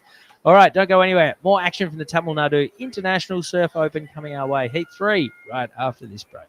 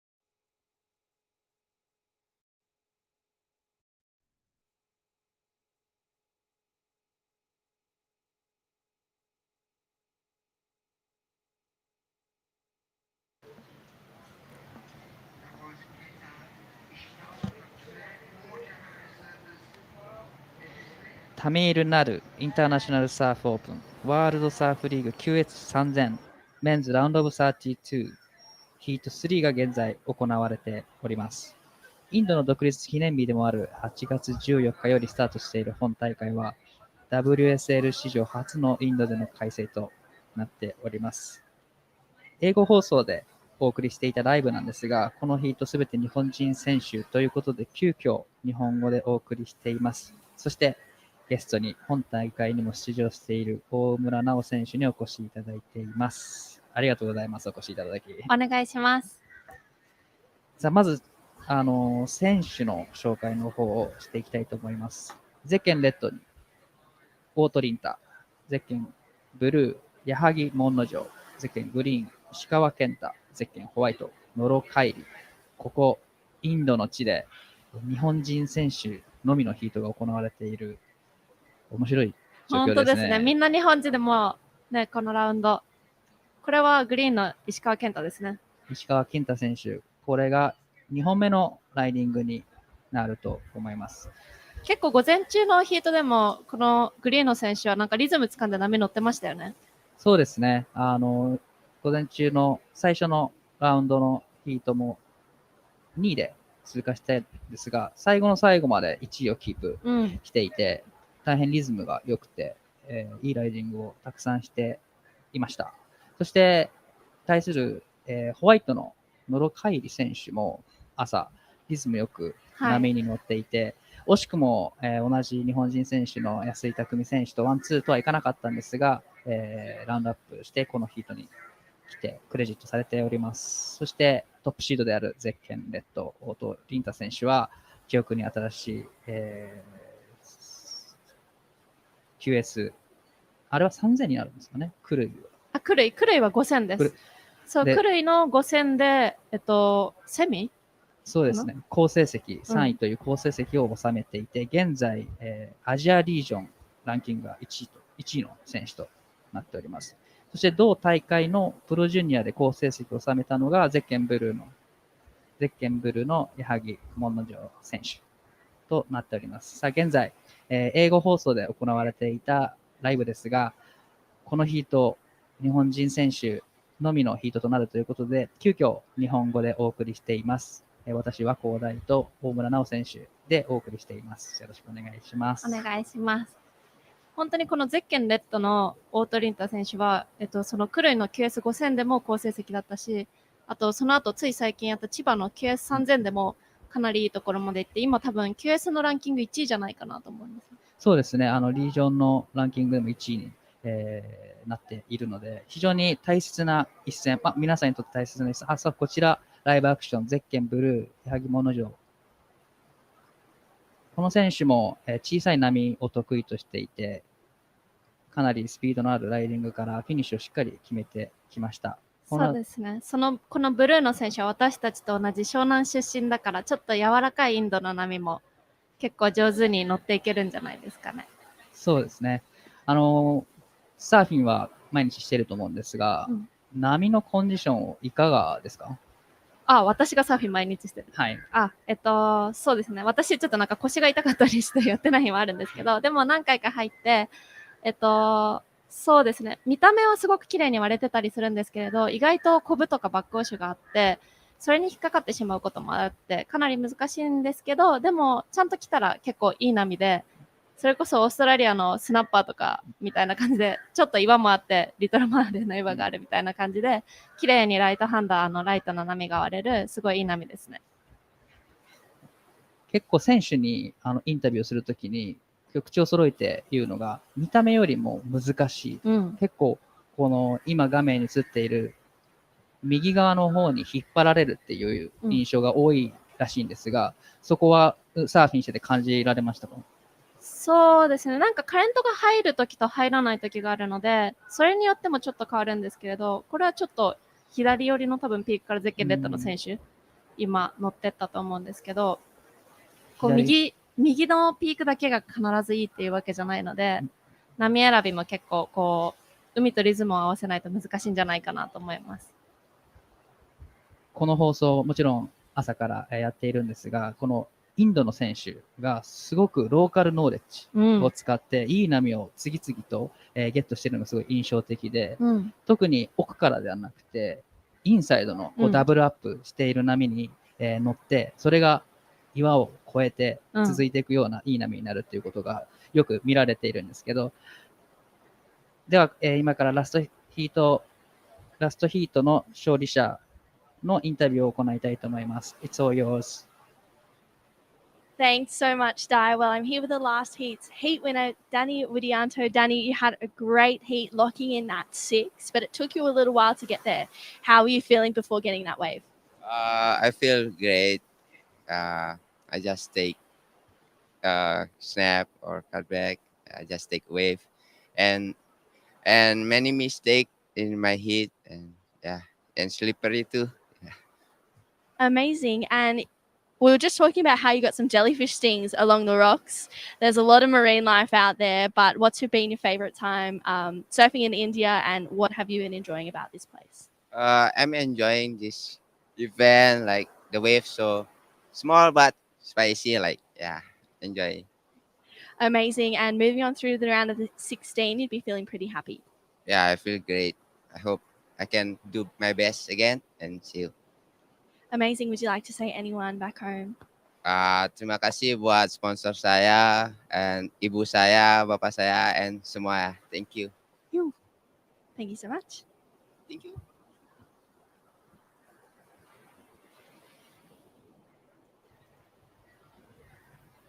Thank you so much. And for those of you watching and those of you who are English speakers must be surprised by we're talking in Japanese from the beginning, but as in this heat, we have all the Japanese surfers in this heat. So we decided to do this live cast in all Japanese. So thank you for your understanding. And now we are just over 21 minutes remaining, and we are having a round of 32 heat 3. では、残り時間が21分になるところですが、9分経った、ヒート3ですが、少しゆっくりなヒートのように感じられますね。こちら、ゼッケンレッドテイクオフ。深いボトムターンからパワフルなスラッシュを見せてきたのですが、ここはレールが引っかかってしまいました。そうですね。やっぱり波のパワーがないから、ああやって蹴り込んで体を大きく使って、こう大きなサーフィンに見せないといけないけれど、でもちょっとふわふわしてる部分が海面があるので、そこで今みたくノーズが刺さっちゃったりっていうのが少し難しいところですよね。少しディスアドバンテージというか、そのトップシード選手は朝、サーフィン、ヒートでサーフィンできていなかったということもあって、やっぱりこう、いい演技をしようと、レールをしっかり使ったサーフィンをしてしまうために引っかかるということは、実際最初のラウンドの選手もよく起こっていて、そこからこう調整をいかにうまくできるかというところがキーポイントになってくるんじゃないのかなと思っています。そしてライブアクションホワイトの選手、ノロカイリ選手ですね。今プライオリティを使って乗っていきましたね。上手につないでいって、さあ岩を越えてフローターで抜けた後、最後はスラッシュカービングで大きなスプレーを飛ばしてフィニッシュです。最初のつなげ方がやっぱりレールをそこまで入れてないような感じで、しっかりとつないで最後のセクションをしっかり決めるようなライディングをしようという印象が強かった、ホワイトのラストライディングでしたが、いかがでしたか？見ていて。そうですね。岩のセクション、ちょっとグリーンが乗りますね、その前に。こちらグリーンアップエンライディングです。さあカットバックでボトムターンパワーゾーンに戻り、次のセクションに向かって、パンピングをしています。さあ、ここがちょうど今お話しした岩の目の前のポジションになりますね。ここは結構トリッキーですか？そうですね。この岩によってなんかバック押しが出てきたりとかカレントがあって結構海面がぼよつくので、あそこさっきの一本前のホワイトの選手はうまくこうつないで、あそこは結構優しく乗ってつないでいって、またインサイドのダブルアップで最後レイバック気味のターンを入れてうまくできたんですけれど、やはりこのグリーンの選手はちょうど自分がライディングしたいところが岩に来ちゃった感じで、難しそうでしたよね。そのやっぱり伸びていって岩を越えて割れる波とそうでない波を見分けながらこう戦っていく、それに合わせたライディングをしていくのが非常にキーポイントと、これが、先ほどのグリーンのライディングですね。最初うまくつないでパワーゾーンに戻って、そしてここですね、岩を越えたい、この先に出てくるようにパンピングするんですが、これは越えられない波だった、ここを見分けながらサーフィンするのはこのヒートを勝つというのでは重要なポジション、重要なキーポイントになるかなと思います。そして先ほどのホワイトの選手、1本目のライディングで 5.0、 ヒートベストスコアですね、現在。いいスコアですね。どうですかね、最初の、もう少しで、半分ヒート終わるところなんですけれども、この段階で 5.0 をこのコンディションで持つというのは、選手としてはどういう心境になりますか？そうですね。今日のヒート見ていると5点台を出せば結構ラウンドアップできる確率が高いので、最初の前半で5点出せるっていうのはもうあとはバックアップとか、もう1本5点ぐらいを出せれば多分確実に勝ち上がれるようにはなってくるんじゃないかなと思うので、かなり心強いシチュエーションにはなってくるんじゃないでしょうか。この5点というのはかなり安心感を与えてくれるということですね。ただこのラウンドトップシードが出てるっていうこともあるので、やっぱりこのゼッケンレッドの選手、ブルーの選手、グリーンの選手もこうプライオリティの使い方も熟知しているでしょうし、この波でのサーフィンもすごい自分のサーフィンを出してくると思うから、油断はまだできないかなとは思います。まさにおっしゃる通りだと思います。現在残り時間17分と17秒。現在第1位がゼッケングリーン 3.15、3.0、そして第2位がゼッケンホワイト。まだ一つのライディングで 5.0 をスコアしています。そして3位がゼッケンレッド 2.60、2.15、そして第4位がプライオリティを持ったゼッケンブルー 3.15 の1本のライディングのみとなっております。まだまだこのセカンドスコアというところでは、誰もこうちゃんとバックアップを取れてないなという印象なんですけど、ここから後半戦に入りますが、どういう動きがいいんですかね。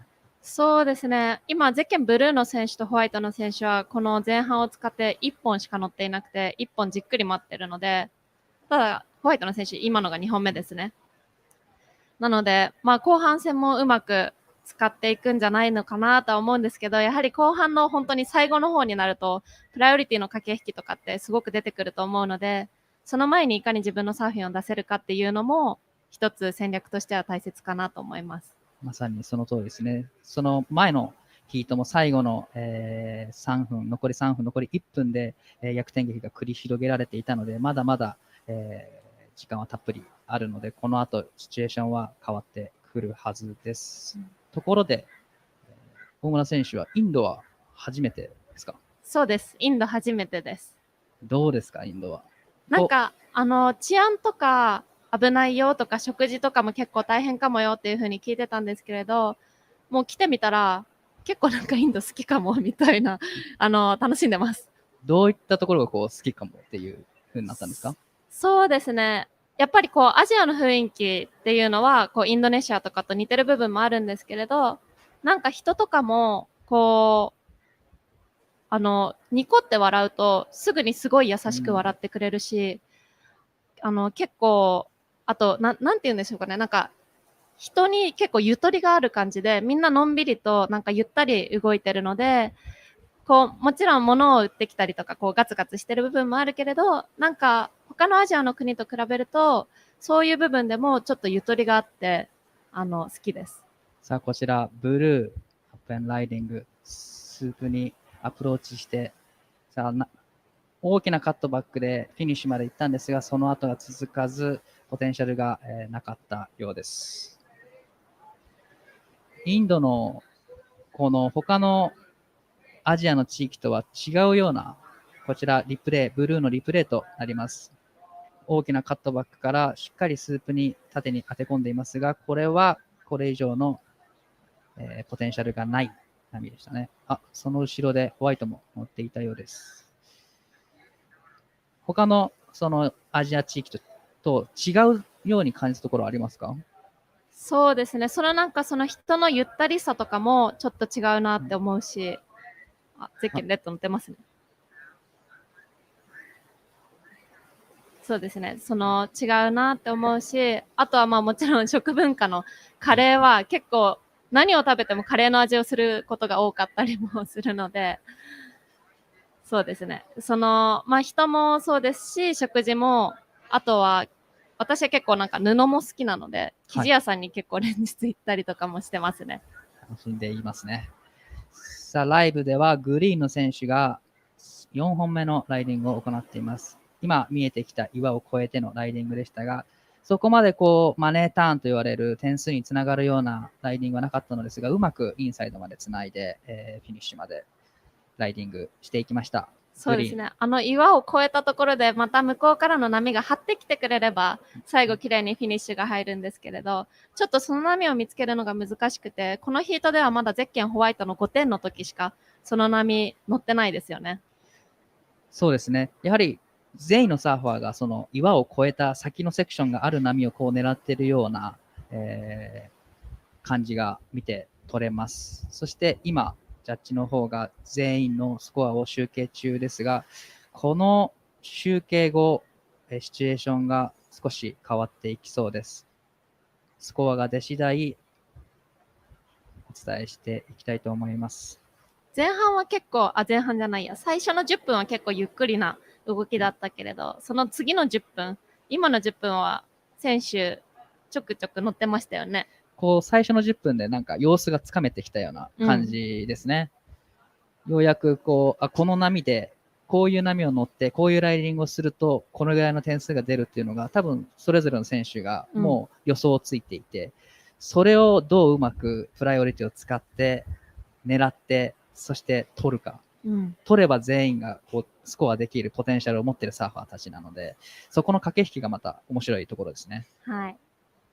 さあ、先ほどの、スコアが出てきました。ゼッケンレッドの3本目のライディングが 4.25。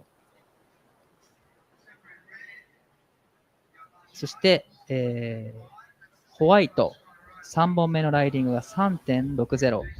グリーン、そしてブルーのラストスコアはまだ集計中です。時間の方が11分30秒を切ったところになります。このインドでまだお腹を壊したりとかは、そういうプロブレム、問題はないですか？大丈夫ですか？ないですね。やっぱりホワイトですね、これ。ホワイト、肩の張っている稲見に乗せて2発きれいに当ててきたんですが、最後のスラッシュ、ここメイクできず、あそこが先ほど大村選手も言っていた看板になるセクションで、レールが食ってしまうセクションですね。最初の2ターン良かったんですけどね。さあ、こちら、ブルーの選手。ノートリム波が難しそう、バックオッシュが。バックをしながらも綺麗に3発入れてきたんですが、こちらも最後のフィニッシュで引っかかってしまったようですね。そしてラストグリーン、の前にリプレイをご覧ください。このタイトなセクションでしっかりとスプレーとテールを蹴り上げるような、2アクションを行ってきたので、これ最後ね、決められてたら、すごいいいスコアを期待できたではないでしょうか。そうですね。ホワイトの選手と似たような演技だったとは思うんですけれど、ホワイトの選手の方が、こうスラッシュっていうよりはリップ系の技をしてきて、こうブルーの選手はちょっとやっぱり波がぼよついてる部分があるので、メリメリテールを切り込んだようなちょっとスラッシュ気味の技だったんですけれど、2人ともバックアップとかをじわじわ伸ばしてくる点数に入ってくるのかどうかなっていうところですよね。さあ、グリーンの4本目のライディング、こちら 3.60 がスコアされています。現在のシチュエーションが第1位、ホワイト 5.0、バックアップが 3.60、第2位がブルー 3.80、バックアップが 3.15、3位のポジションにゼッケンレッド 4.25、2.60、そして第4位のポジションにグリーン 3.60、バックアップが 3.15、レッドの選手は逆転に必要なスコア 2.70 とかなり小さいスコアですね。これはこの一発当てたらそうですね。逆転できるようなスコアリングだと思うんですが、ですが、多分 2.70 は狙ってないですよね、きっと。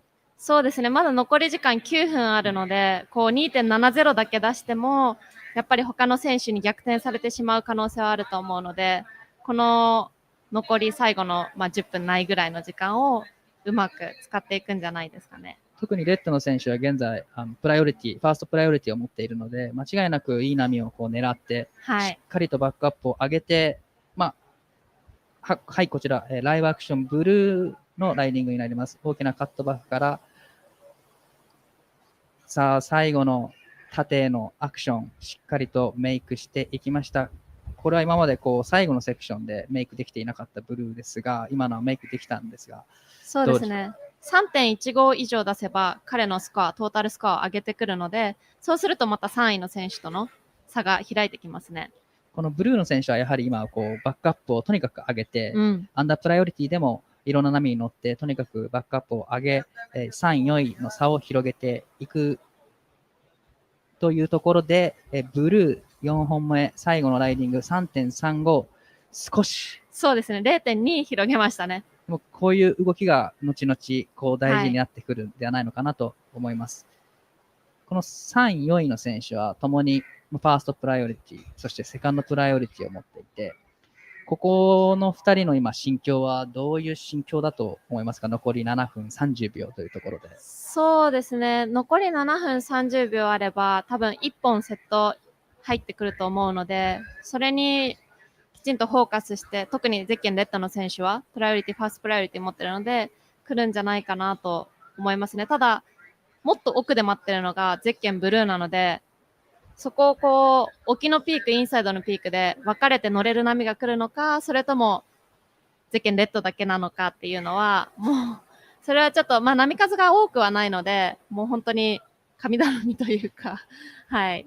なんか本当に神頼みみたいなところがこの会場、今回の、海の状況ではすごいよくあるんですけれども、こう右奥から来てみたり、画面この右奥ですね、から来てみたり、左の場所から来てみたりと、その時のセットのうねりの向きによってかなりこう肩の広がり方が違うようなコンディションなので、待つ場所とあとはこの運を持ち合わせているか、そこをしっかり計算で考えられているかというところがポイントになってきそうですね、この後は。そうですね。あとはサイズが少し今日の方があるっていうのもあると思うんですけれど、昨日一昨日はこの岩を越えてつながってくる波がなかったので、それもこうちょっといろんなことが今日は違うというか、昨日までとはまた違うので、ポジションもまたみんな練習してるけれど、そこもまたちょっと変えてこないとうまく波と合わせるのが難しいですよね。なんかこう潮が、引くにつれて、もちろん割れる場所はどんどん変わっていくんですけど、このポイントは特にその変わり方が激しいなっていうすごい印象があるので、今どんどん潮が引いていっていく中で、選手たちはもうその場ライブでこうそこを調整していかないといけないという課題もある中で、大変難しいコンディションですよね、そう考えると。そうですね。ただ今日は風向きがこうまだもうお昼なのにまだオフショアでいいので、昨日までは結構もうお昼頃だとオンショアになっちゃって流れも入ってるし、あとクラゲもすごいたくさん出てきちゃうので、今日はまあクラゲは私今海入ってないかわからないけれど、まあオフショアっていうことでは本当に昨日よりもサイズも少し上がってオフショアだしいいんじゃないかなと思います。さあ、残りヒート時間が5分を切ったところです。現在のシチュエーションは、第1位ホワイト、第2位ブルー、第3位レッド。必要なスコア 2.90 と小さいスコアです。そして第4位がグリーン。必要なスコア 3.56。さあ、大村選手はこの後のスケジュール、いろいろ大会に出場されると思うんですが、どういったスケジュールなんですか？そうですね。このインドの試合出て、で、一回に日本に帰って、で、日本の試合とかも出て、で、まだこの WSL のスケジュールが決まってないんですけれど、例えば台湾で試合があるとかなれば、そっちにも行こうと思っているし、あとは、そうですね、なんか、ジュニアのコーチングしたりとか、はい、自分が好きなところのサーフポイントに行ったりとかして、トリップもしていきます。結構大会に自分も出場しながら、はい、引率という立場で、若い子をケアしているというのを僕ちょっとSNS で、拝見しているんですけど、それはどうですか？そうですね。それは、去年から、去年じゃない。去年からかな。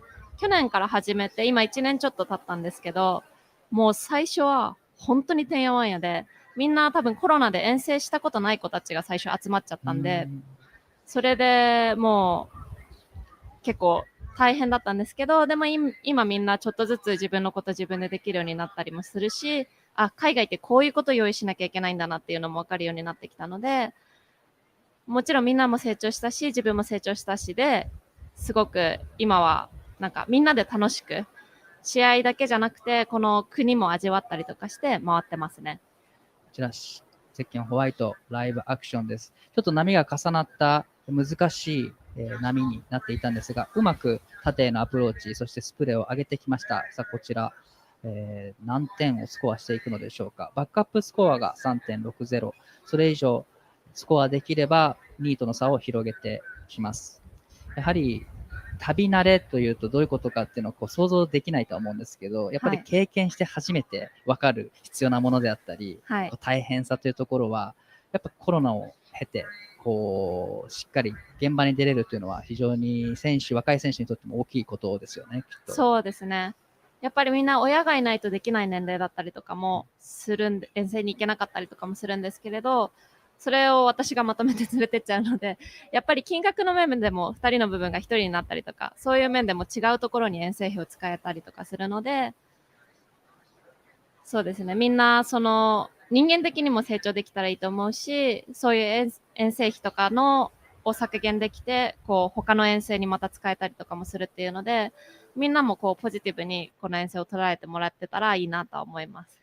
素晴らしい活動というか、リーダー、シスターというべきなんでしょうか。そんな、大村選手です。やはり大村選手も長年、最初の方は特にですけど、一人で海外の試合に参戦することもあったのかなっていうふうな想像があるんですが、その中で培った経験というのを次の世代に今ちょうどシェアしているという状況ですね。そうですね。あとは多分一番安心っていうのがみんな、なんていうんですかね、日々過ごすのに、なんていうの、大切だと思うので、多分私が一つの安心材料になってるから、それはすごい大きく良かったんじゃないかなと思います。さあ、ヒート残り時間が間もなく1分を切ろうとしています。ホワイト、ラストスコア 3.40。こちらバックアップは伸ばしてきていません。現在のシチュエーション、第1位ホワイト、第2位ブルー、第3位レッド。レッド必要なポイントは 3.50。レッド、プライオリティ、ファーストプライオリティ持ってたのに、乗って1点っていうスコアしか出せず、今、セカンドプライオリティになりましたね。悔しいですね、これは。ただ乗ってます、最後、ラストチャンスかな。ライブアクション、レッドの選手が乗っています。大きなカービングスプレーをたくさん飛ばしてきています。さあ、うまくつないで、この難しいバックコーシュのセクションをどう抜けていくのか。さあ、リードは 3.50。残り時間20秒、これがラストチャンスとなるでしょう。しっかりと最後のセクション決めてきましたね。必要なスコア 3.50。マネーターンと言われるのは多分最初の大きなカービングだと思うんですが、残り時間9秒。最後、ゼッケンレッドの選手のスコア気になりますね。こちら必要なスコアが 3.50。さあ、ジャッジのスコアが少しずつ入り始めています。一発がどう評価されるかということですね。そうですね。体も手を大きく使って、もう波は小さかったけれど、大きく技を見せてましたよね。さあ、1名ジャッジスコア入れていますが、残り3名のジャッジがスコアをしてから決まってきます。こちら現在ブルー、そしてレッドのラストウェーブスコアを待っているところです。さあ、こちら、ウェブ配信の方は今からコマーシャルの方に入りますが、さあ、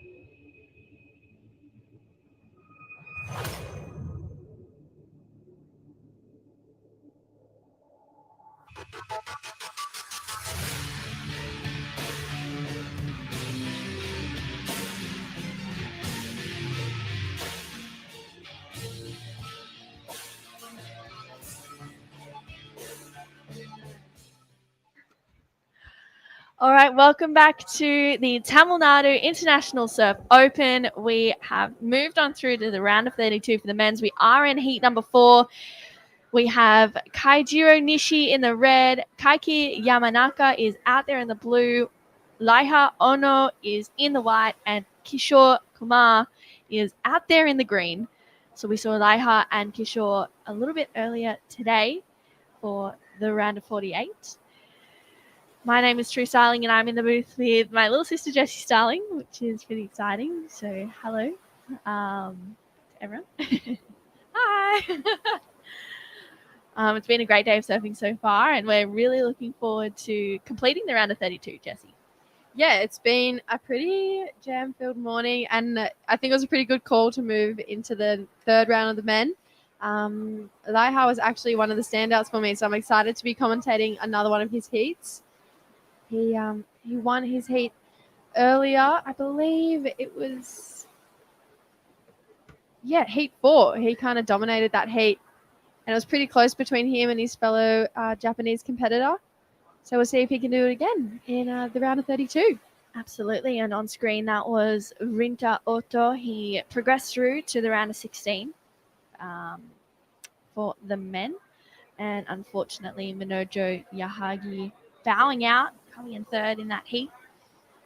So here we go. Looks like a replay for the first wave of Kaiki Yamanaka. He's flying down the line on this one. Puts it up there for a turn. Unfortunately, just catches his nose there right in front of that rock, but nonetheless, no dramas. Still 26.5 minutes to go.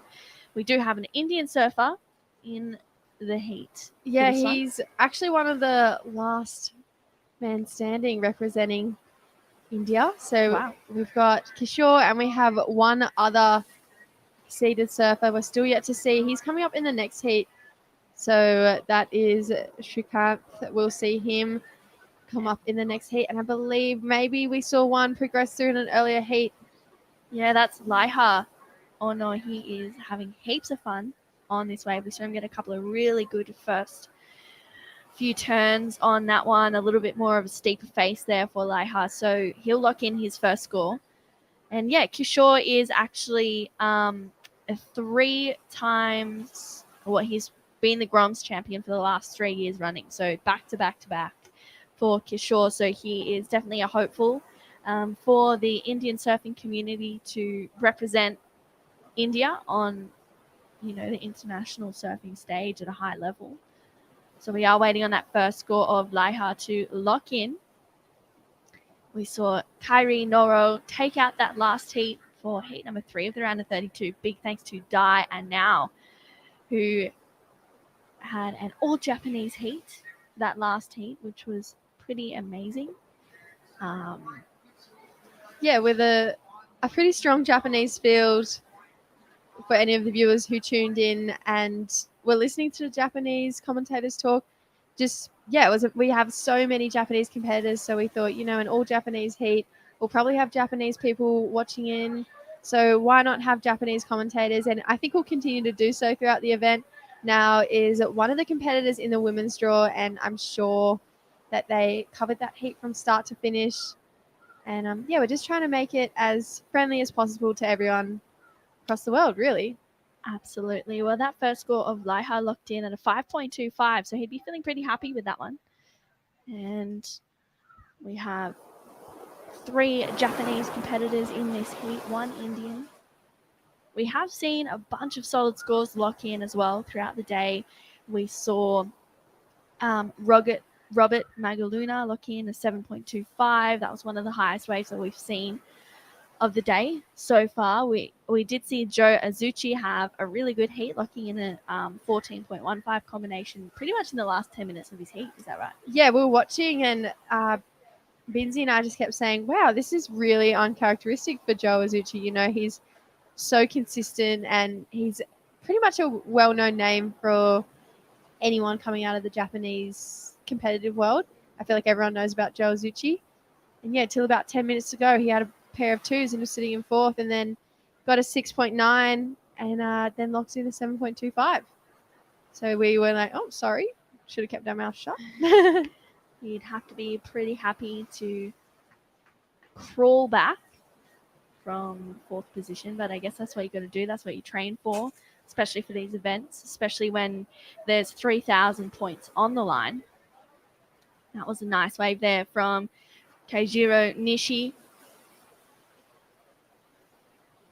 Getting a nice finish there for the surfer in red. So he has a score to lock in. We have a couple of numbers to come through.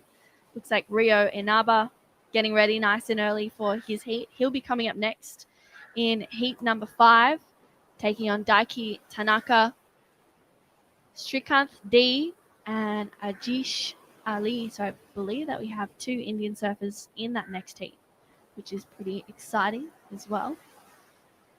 22.5 minutes to go. We have a few scores for Laiha and Kaijiro to lock in.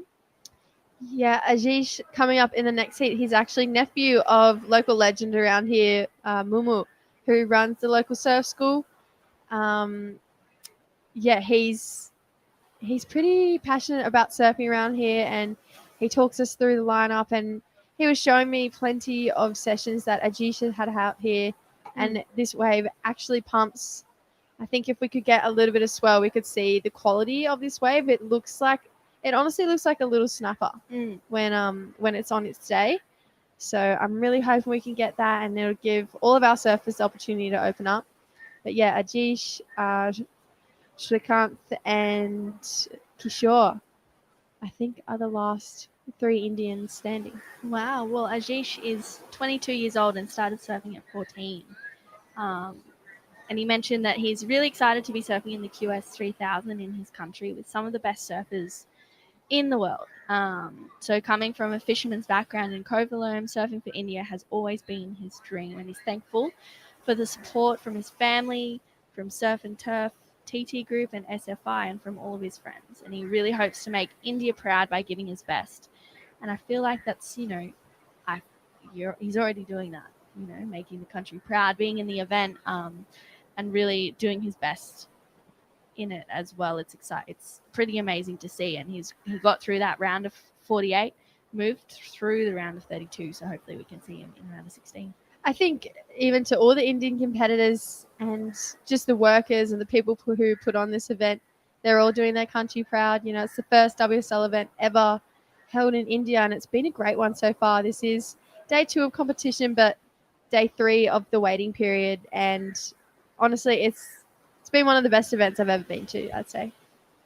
Yeah, definitely. The culture is amazing. The people are so beautiful here, and the waves are fun. I mean, it's so great to be in the ocean and enjoying our time out there. So, and even walking around the town and seeing all the temples and the spots here that have been a part of the community for thousands and thousands of years. So that was really cool. We got to have a tour of the town the other day and get to understand especially that temple that we can see to the right of the screen. That's the short temple.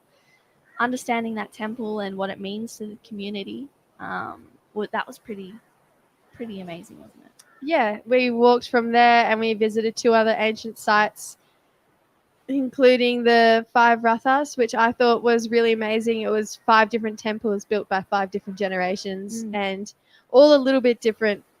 And yeah, I love those kinds of things. Yeah. And you can almost feel the history while you're there. And it was cool because, we were there as tourists, but there was also so many local Indians there who just appreciate the building and the site around it. But this is our surfer, Keijiro Nishi, trying to back up his 4.6. So he'll definitely better his 0.5 that he has. Raiha Onu, he has a set of 5.25. So he's out with a bit of distance.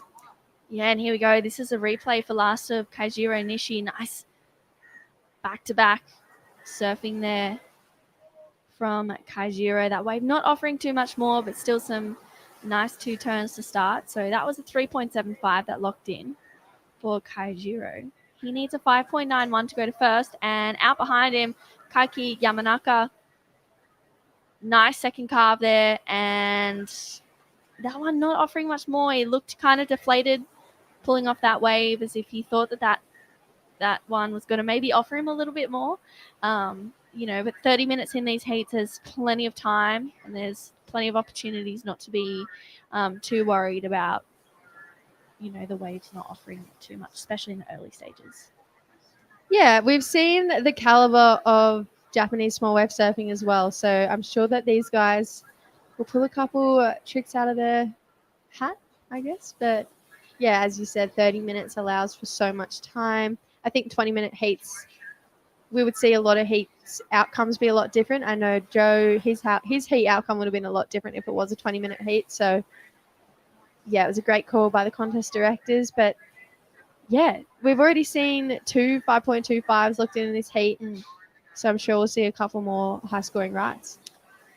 Yeah, and I was talking to Danny before because we can see that it looks like Laiha. Oh no, he's just shaking his legs and his hands. I was talking to Danny before. He was Heat 2's heat winner, and he had stings all over him. He was stung by jellyfish. He said right near those rocks there's heaps of jellyfish. So it looks like Laiha got stuck maybe in a couple of jellyfish and was just getting a little bit stung, but it'll fade nice and quickly there. So no change to that situation. Laiha in the lead with a pair of 5.25s. Kaijiro Nishi has a 4.6 and a 3.75, chasing a 5.9 to go to first. And Kaiki Yamanaka has a 2 and a 1. He needs a 6.35 to go to second.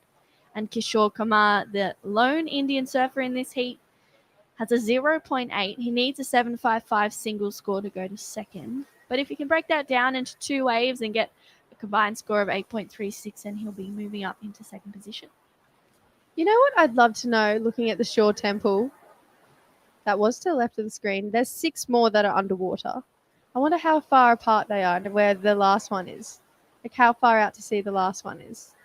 I'd love to get that information and report back. Yeah, we'll do a little bit of information finding and researching. Yeah, the hunger. I'm watching everyone walk back and forth with food. And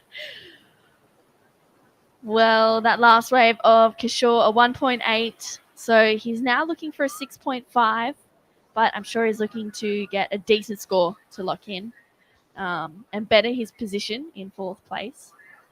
15 and a half minutes to go. We're almost halfway down in this heat. But I tell you what, it's looking pretty beautiful out there. We've got the temple, we've got the boats along the beach, and here we go. Kaijiro Nishi up and riding, right on cue, finishing that one off nicely. Solid backhand attack there for Kaijiro. The judges have been rewarding those fast, critical whips, really. Mm. You know, Joe, referencing him again, he got a couple pretty high scores for fast, critical whips. So it's interesting to see where Kaijiro's will go on that.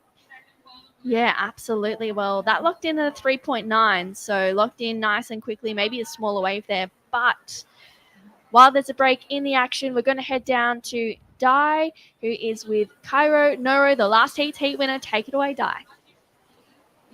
I'm with the last heat winner, Kyrie Noro.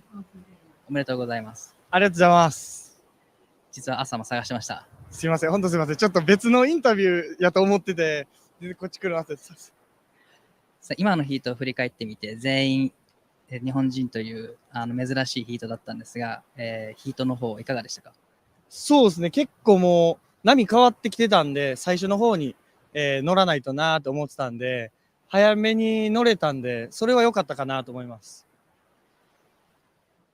So the situation in the water is changing a lot during the heat. So his plan was to get as many as he can, as quickly as he can, and that's worked out well.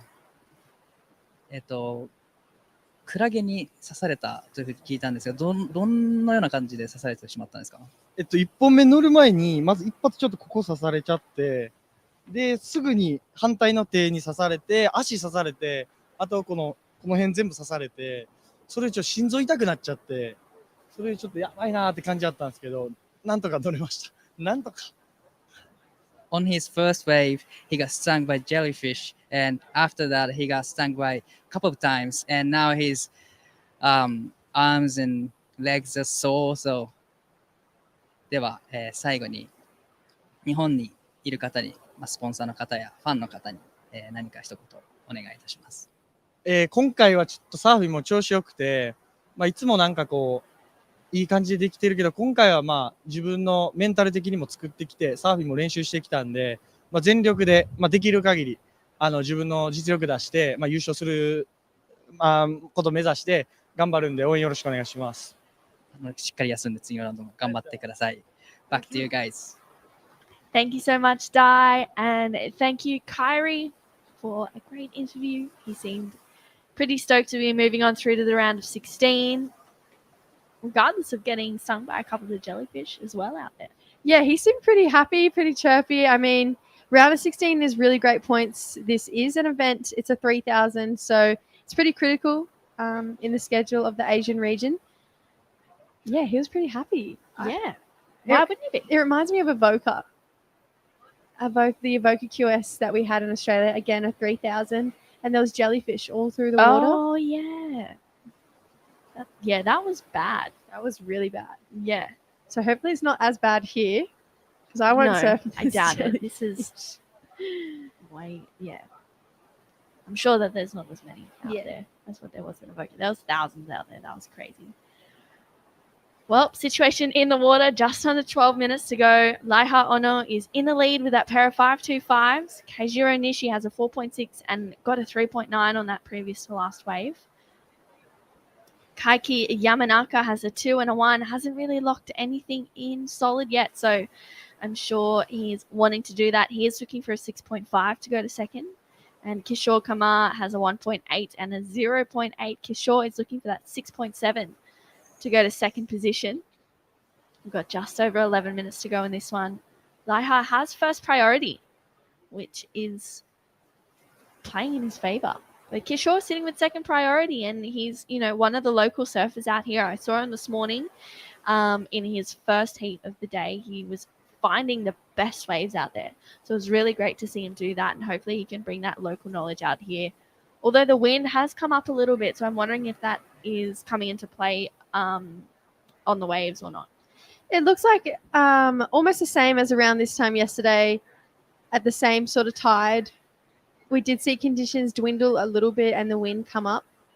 So it looks like we're kind of hitting that stage, but there is always still a diamond in a rough. But I think the wind is the right direction, that it won't come into play too much. It will just all depend on tide and wave size. Absolutely. Well, here we go. Kaiki, once again, that wave just not offering too much there. So he kicks out nice and quickly, makes his way back out into the lineup. 10 minutes or so. Here he is, paddling again on a smaller little one, hoping that this wave can do something, a quick little speed tap there for Kaiki, and again for a second one, and he's racing down the line here, goes past that rock, and this one just faded out a little bit, but he managed to get another tap in there to finish for the Japanese surfer. So that's a better looking wave for Kaiki. And it looked like we had another surfer up and riding. I believe it was Raiha, because he's lost priority. So this is Blue's wave that we're going over again. This was where I was impressed. He got past this rock, and then it looked like the story was over, but then got one more final maneuver just to add a couple more points onto that one. There was a tiny, tiny wave, and he got some great small wave surfing done, and it locked in at 3.2. So he's now only looking for a 5.3 to move into second. Yeah, slowly chipping away at that requirement. I'm sure he's going to be wanting to better a 3.2 and get, something better than a 5.3, maybe even to potentially put him in the position to take the heat out. There's 9 minutes to go, though, so we're down to the final 10 minutes. And there's not really been too much an offer in this heat. It's been a little bit slow. I mean, we did see Laiha lock in the two best waves of the heat so far, and Kaijiro get one as well. But that was kind of at the start of the heat, so it's gone a little bit quieter now. But they're just patiently waiting for the waves to come through that's going to offer some solid connections, because we've seen if you're hitting the lip, you're getting rewarded. Here's the current heat leader up and riding. Laiha Ono, nice carve there. Gets a little bit of a slice and he'll kick out. So Laiha is probably just trying to stay busy out there, just maybe even get as much knowledge of the break as he can in the next 8 minutes to prepare himself for the rest of the event. Yeah, he's looking really comfortable out here, and I think his results in surfing are showcasing that for himself. Like this wave, that was a really nice first cutback. This was the money turn. He waited for the steepest section and drove through that second turn, decides to opt out. There's nothing left on that wave. I don't think it'll improve on either of his 5.25s, but he's definitely been one of the standouts for me today. He just looks consistent and solid on his feet, and he looks like, he's just comfortable out there, Yeah, absolutely. He does look pretty comfortable. And speaking with Dai a little bit earlier and a couple of the other Japanese competitors, it seems like they're used to these waves. They've grown up surfing these waves in places like Chiba, and being able to kind of come here prepared for some small wave surfing with the correct boards and the right equipment, it's going to give them a real leg up over the other competitors as well, who maybe aren't prepared for that. Those last two waves, so Laiha didn't go into his top two, but maybe he's trying to use the rest of this heat to A, better his scoreline, and B, just understand the break a little bit more so he's more prepared for his next heat. Yeah, I agree. I think all these surfers out here are definitely capable of making this heat. It is still quite a close affair. Kajiro would definitely be looking to drop that 3.9 to apply pressure to blue and green. Green sitting out there with first priority. I don't think there's any point in swinging on the smaller inside ones. You know, he doesn't have a score of consequence really just yet. So I feel like green's strategy would definitely be sitting and waiting for one of those set waves, get a solid score. Hopefully it's a 6.7, but if not, say it's around the 4 or the 5 mark, he'll get back out there and get another wave. There's 6 minutes 20, so that task is getting increasingly hard, but still, I wouldn't ride him out yet. He's quite an impressive surfer.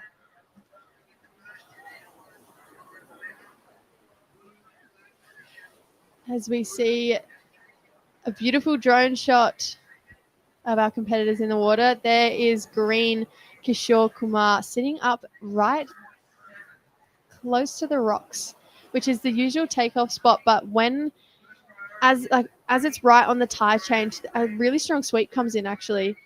And I know I struggled to stay in one spot out there yesterday, so I'm sure these boys, actually they look pretty comfortable in the rip if I'm being honest, but I'm sure they'll be keeping that into account as well. Yeah, the men out there will definitely be, enjoying their time. There's 5.5 minutes to go, so a little bit of time left for Kaiki and Kishore to get that 5.33 and a 6.7. Up next, we have Heat 5. Oh, but up and riding, Kishore Kumar uses his first priority, gets a little bit caught behind on this one, has to pull through. Unfortunately for Kishore, he waited a while with first priority for that one to come through, so that was unfortunate for him that it didn't really open up too much that we saw. He did get one turn out the back, but I don't think it's going to be the 6.7. So there it is. That was the one turn. And then this one just running away for him. Right idea, right wave size. Unfortunately, that one just not hitting the bank how he would have wanted that to play out. But I really like his strategy, and I think that was a smart decision. Yeah, absolutely. He needed to find a wave that was a bit bigger, and offered more opportunity. Unfortunately, that one just not playing in his favor. But he locked in a 1.95, so that is so far the highest wave he has for the heat. So now he only needs a 6.55, which, has slightly lowered the requirement for Kishore. And there's 4 minutes to go, so hopefully he's able to sell it, the other 3 surfers onto some waves, and maybe one comes and he gets 6.55. Maybe we see a buzzer beater, who knows? But 4 minutes to go in this one. Raiha is out in front. Kaijiro Nishi in second. Here he is up and riding. Nice first backhand snap, defending that second position. Tags it again for a second one. So 2 solid backhand turns there. I really like that style of surfing, Jessie. Yeah, he was just looking to improve on a 3.9. I'd like to think he has done that, but then again, it's not in my hands, and I don't know. I'm not a judge. But yeah, I love that fast, critical surf style that he has. We saw him get that 4.6 for 3 fast backhand Rios. So 2 that, in my opinion, looked a little bit stronger. We'll see where that score goes. Yeah, absolutely. It looks like it's starting to filter on through now. We'll see what it locks in as. Locked in at a 4.0, so just slightly better is at 3.9. So Kaijiro Nishi bettering his position. He has a 4.6 and a 4. Kaiki Yamanaka with 3 minutes to go is now looking for a 5.4 to go to second. And Kishore Kumar is chasing a 6.65 to progress through to the round of 16. So we are coming to the pointier end of the draw. Raiha Ono is sitting in a pretty good position in first with a pair of 5.25s, the best waves of the heat. And as I mentioned, Kaijiro Nishi extending his position in second. Raiha has that first priority, so the pick of the lineup. And Kaiki Yamanaka chasing a 5.4, holds second priority. So he's in somewhat of a good position here as long as he is able to get a decent wave and really unleash on it, because he is looking for the best wave of the heat.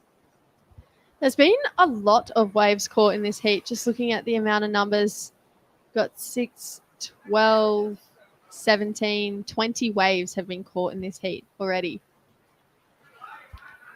Yeah, that's a decent amount. Not all of them have been epic.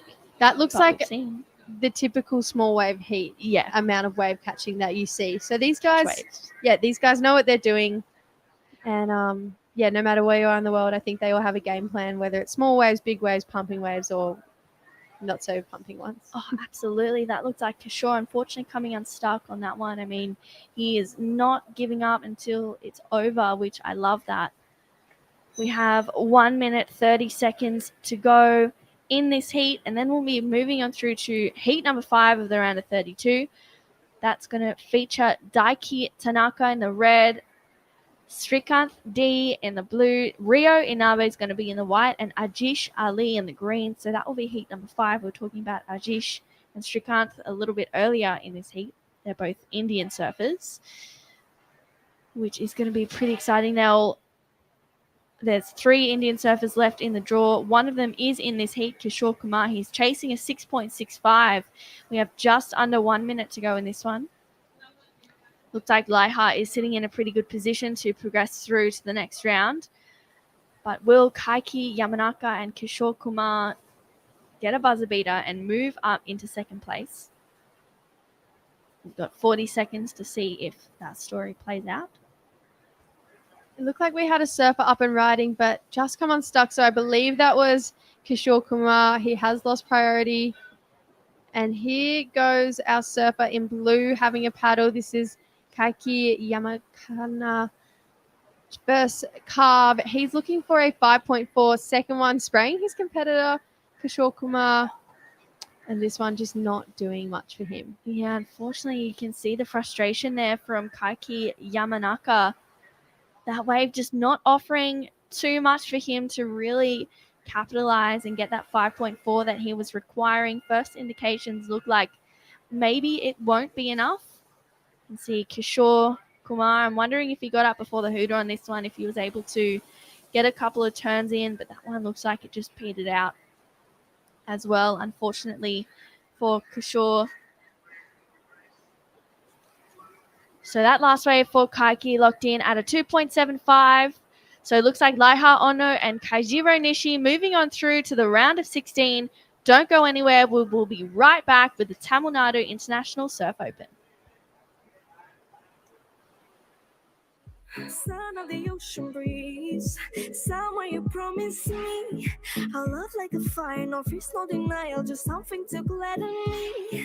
I feel electricity, your lighting is guiding me.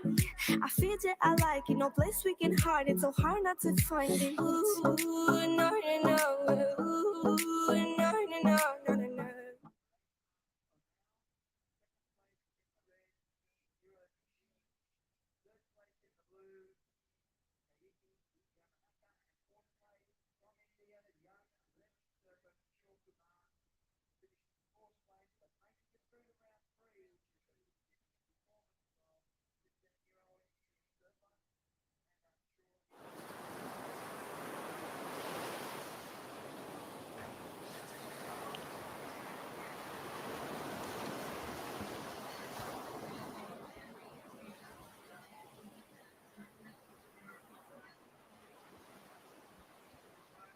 All right, hello, welcome back to the Tamil Nadu International Surf Open. Chris Binns here alongside Jesse Starling, and run us through what we just saw in the heat just then. Yeah, we just had a pretty fun heat. Second heat of the day, won by Raiha Onu. We will see him have an interview with our good friend Dai Waco coming up pretty soon. He had a pair of 5.25s. He's been a really consistent surfer, and it was Kejiro Nishi coming in second. Was a bit of a pulse at the start of the heat and then really slowed down. So it was the boys who capitalized, the men, I should say, who capitalized at the start, who got through the heat. Fair enough. Daiki Tanaka is in the red jersey in heat in the water right now. Srikanth from India is the surfer in blue. Rio Inaba from Japan will be in white. And Ajish Ali, local surfer. We've already seen him get through one heat so far today. Can he keep the roll going in the round of 32? Yeah, Srikanth is one of the 2 surfers that was seeded into the round of 32. And local legend, I'd say Mumu is a massive fan of his surfing, and Ajish Ali is actually his nephew. So I believe these could be the last 2 Indian surfers in the men's draw remaining. There you go. No shame at all in making it to the round of 32 in a QS 3000 event. Local squad are on fire this week here at Mahabalipuram.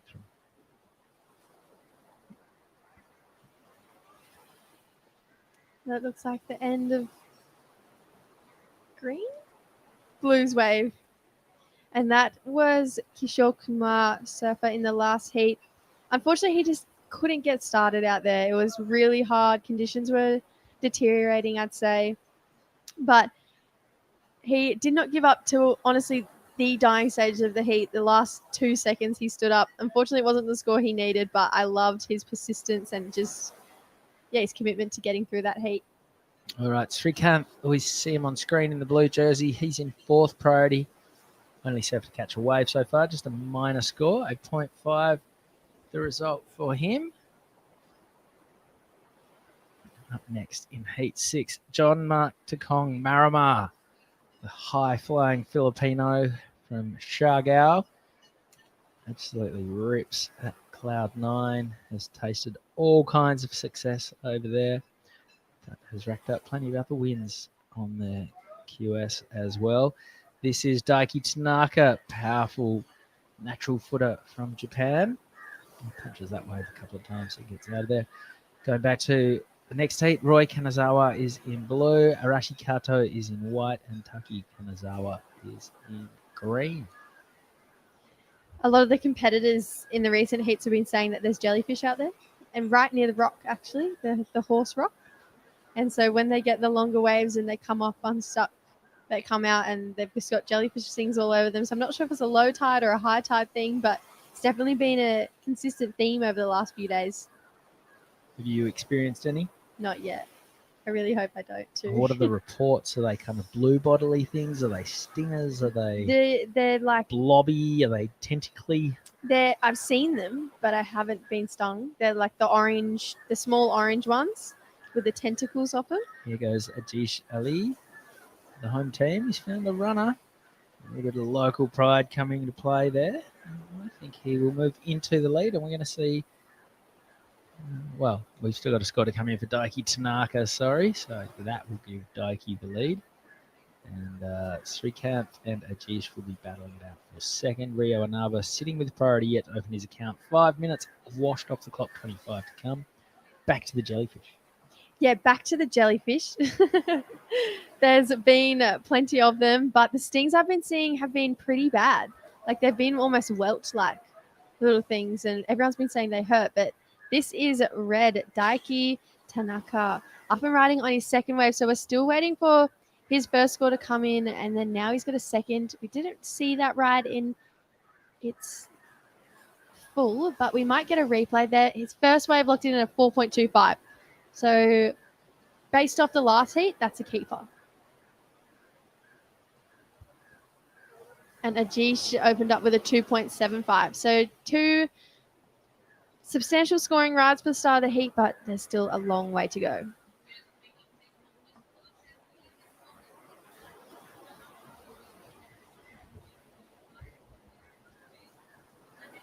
I'd love to see the 2 Japanese surfers in this heat are really great, but I would definitely love to see an Indian surfer get through, to have someone keep flying the flag for India.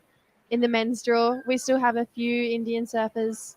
In the women's draw, being Gavita Baldua and Sugar.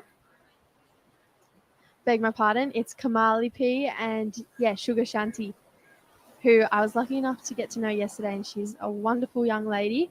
And I hope she goes far in the draw as well.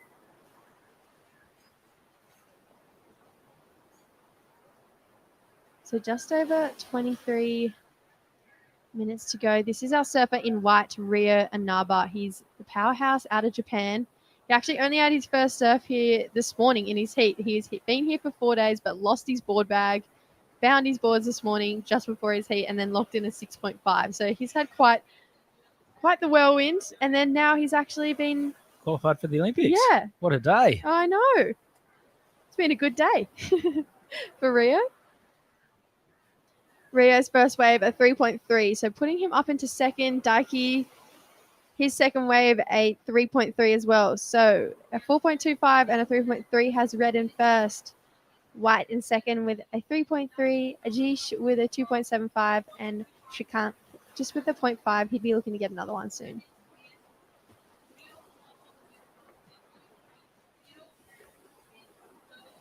All right, 22 to run. It's Daiki Tanaka in the lead with a 4.25 and a 3.3.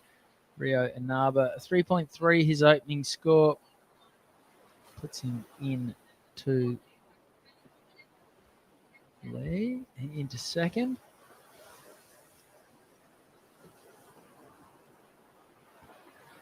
So Japanese surfers first and second, Indians third and fourth. Gotta stop doing that. It's too much of a habit. Were you just in Indo though? I was. Yep. Whereabouts in Indonesia were you?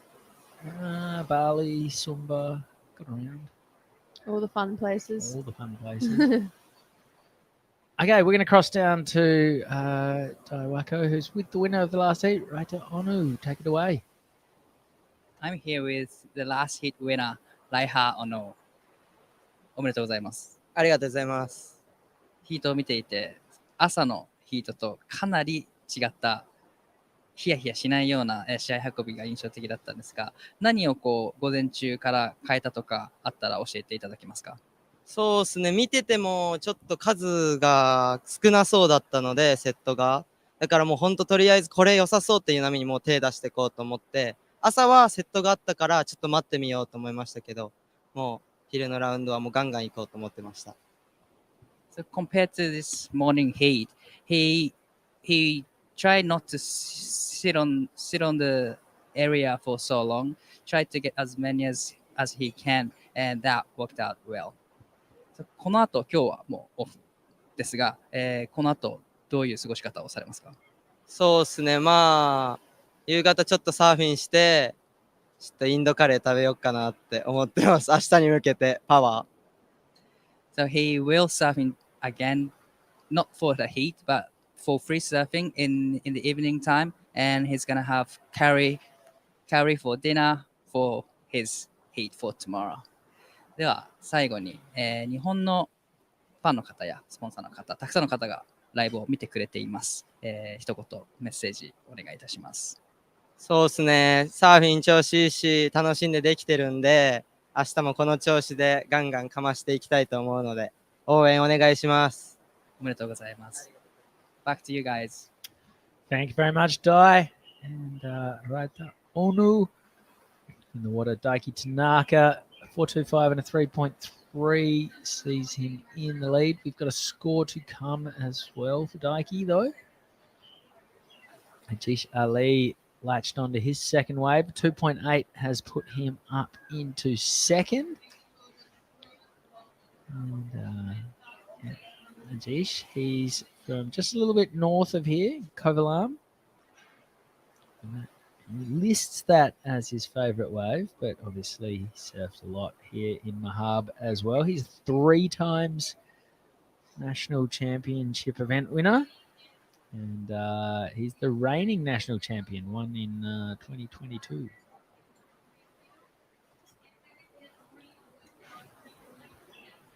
Yeah, we see Shrikant looked in a 3.25 for those 2 pretty powerful calves on his last one. So he's only looking for a 2.3 to take fellow Indian out of second place. But Rio Inaba still with that 3.3. He needs a 2.25 and he has priority. So he's sitting in a pretty comfortable position, you'd think. Yeah, it's all about wave selection at the end of the day. But still 18 and a half minutes remaining. Coming up next, as we touched on, we have Marima, John Mark Dekong. He's the happiest person on the QE, I think. Whenever we see him or we have the co-sanctioned events, he's always stopping, have a chat. He's just got the biggest smile on his face always. Yeah, separated at birth with Oni Anwar, I think. They could definitely be brothers. Yeah. But yeah, John Mark's like a little shrunken version of Oni. Or I completely agree. I think in one of the last events we were at, we were calling him Anwarito. I like it. I like it a lot. So there is a cross section of the flags of competitors involved this week. 1/3 from the right. So we've got Sweden, Great Britain. It's 4 countries rolled into one. Cheats. And then that was Madagascar. Yeah, we saw Joe compete earlier. Unfortunately, didn't make through his round, but definitely would have made Madagascar proud today. He was lovely. My sister and I got the chance to sit down with him and his girlfriend Nora for quite some time the other day, and they actually own 4 surf schools over in Madagascar, and they're really pushing surfing as a sport and a way of lifestyle over there. Are you Madagascan if you come from Madagascar? That's what I was thinking. I think so. Madagascan. Not Madagascar. You're Monegasque if you come from Monaco, right? That doesn't make any sense. No. But Monaco as a country doesn't really make much sense. Tons of money, no tax. Just a little city in the middle of France. Must be nice. Yeah, it does look quite nice actually. Formula One goes there every year too. Sure does. It's, yeah. Take your wallet if you go to Monaco. Yeah. Not much has happened in the last 5 or so minutes. It's still Daiki Tanaka in the lead. As if on cue, Rio and Arba. Oh no. Jinxed him. He was on his way to a decent number there. And I think might have done the old back foot, slipped off the tail pad. I do think the water gets quite slippery after quite some time out there. I know Water's usually pretty slippery. the wax. Oh, the wax, sorry. Sorry. Yeah, no, that makes sense. Oh, I'm delusional. That is, yeah, it comes with the territory when it is so hot. And in the water, wax just becomes a very gooey, malleable, it's more of a solution than a solid. Yeah. Green pulling priority over blue on that one. This is Ajish Ali. Good turn. 22-year-old fisherman same from Kovalan, just up the road. And there are some of his fishing buddies coming in on the left of the screen. Hopefully filled to the gunnels with catch from the day. Apparently you go a few k's offshore, gets down about 30 metres of depth, and you'll be looking at snapper, groper, not too many tuna apparently, kingfish. There's a bit on out there. And we've been eating a lot of it in our curries this week. Sure have. I actually caught my first proper fish about 2 weeks ago out in the Maldives. We were in the Central Atolls. I caught myself a red coral trout. I'm very proud about it. Okay, give us more info. Were you using a rod? Was it a hand line? Were you trolling? Were you fly fishing? Were you spear fishing? Using a rod, and I think it's called jigging. Yeah. And we were jigging, and it was my first time doing jigging. I'd done like a little bit of fishing at home, but never really got into it too much. And then took the boat out, and they're like, yeah, we'll go out to the reef. Vegetarian? Yep. Did you kiss it and throw it back? No, I didn't kiss it. Did you eat it? Well, I wanted to throw it back, but everyone started yelling at me because the rest of the boat ate meat and I didn't. But they ate it. But it was a beautiful fish. The colors on it were phenomenal. But yeah, I was very proud of myself. Still am. For killing an animal? No, for catching a fish. Oh, right. Yeah. I didn't kill it. I just caught it. Someone else killed it.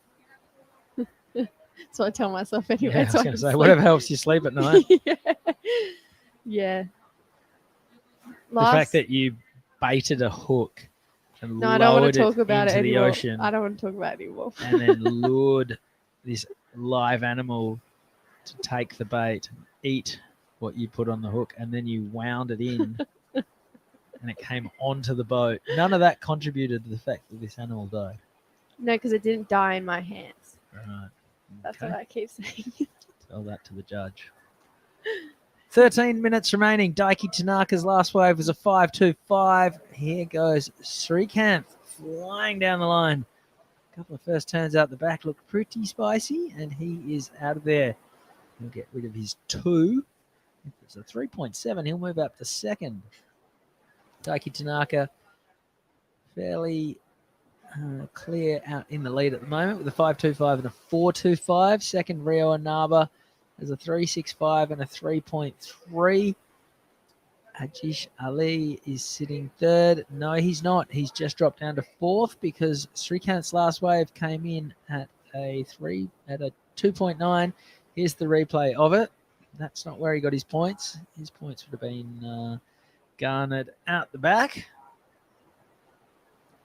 Rio, even though he slipped off, he still scored his best weight, 3.65. So not the usual scores we see from Rio, but I'm sure he'll probably prove me wrong like he did this morning when he got in that 6.5 and I was bagging him out.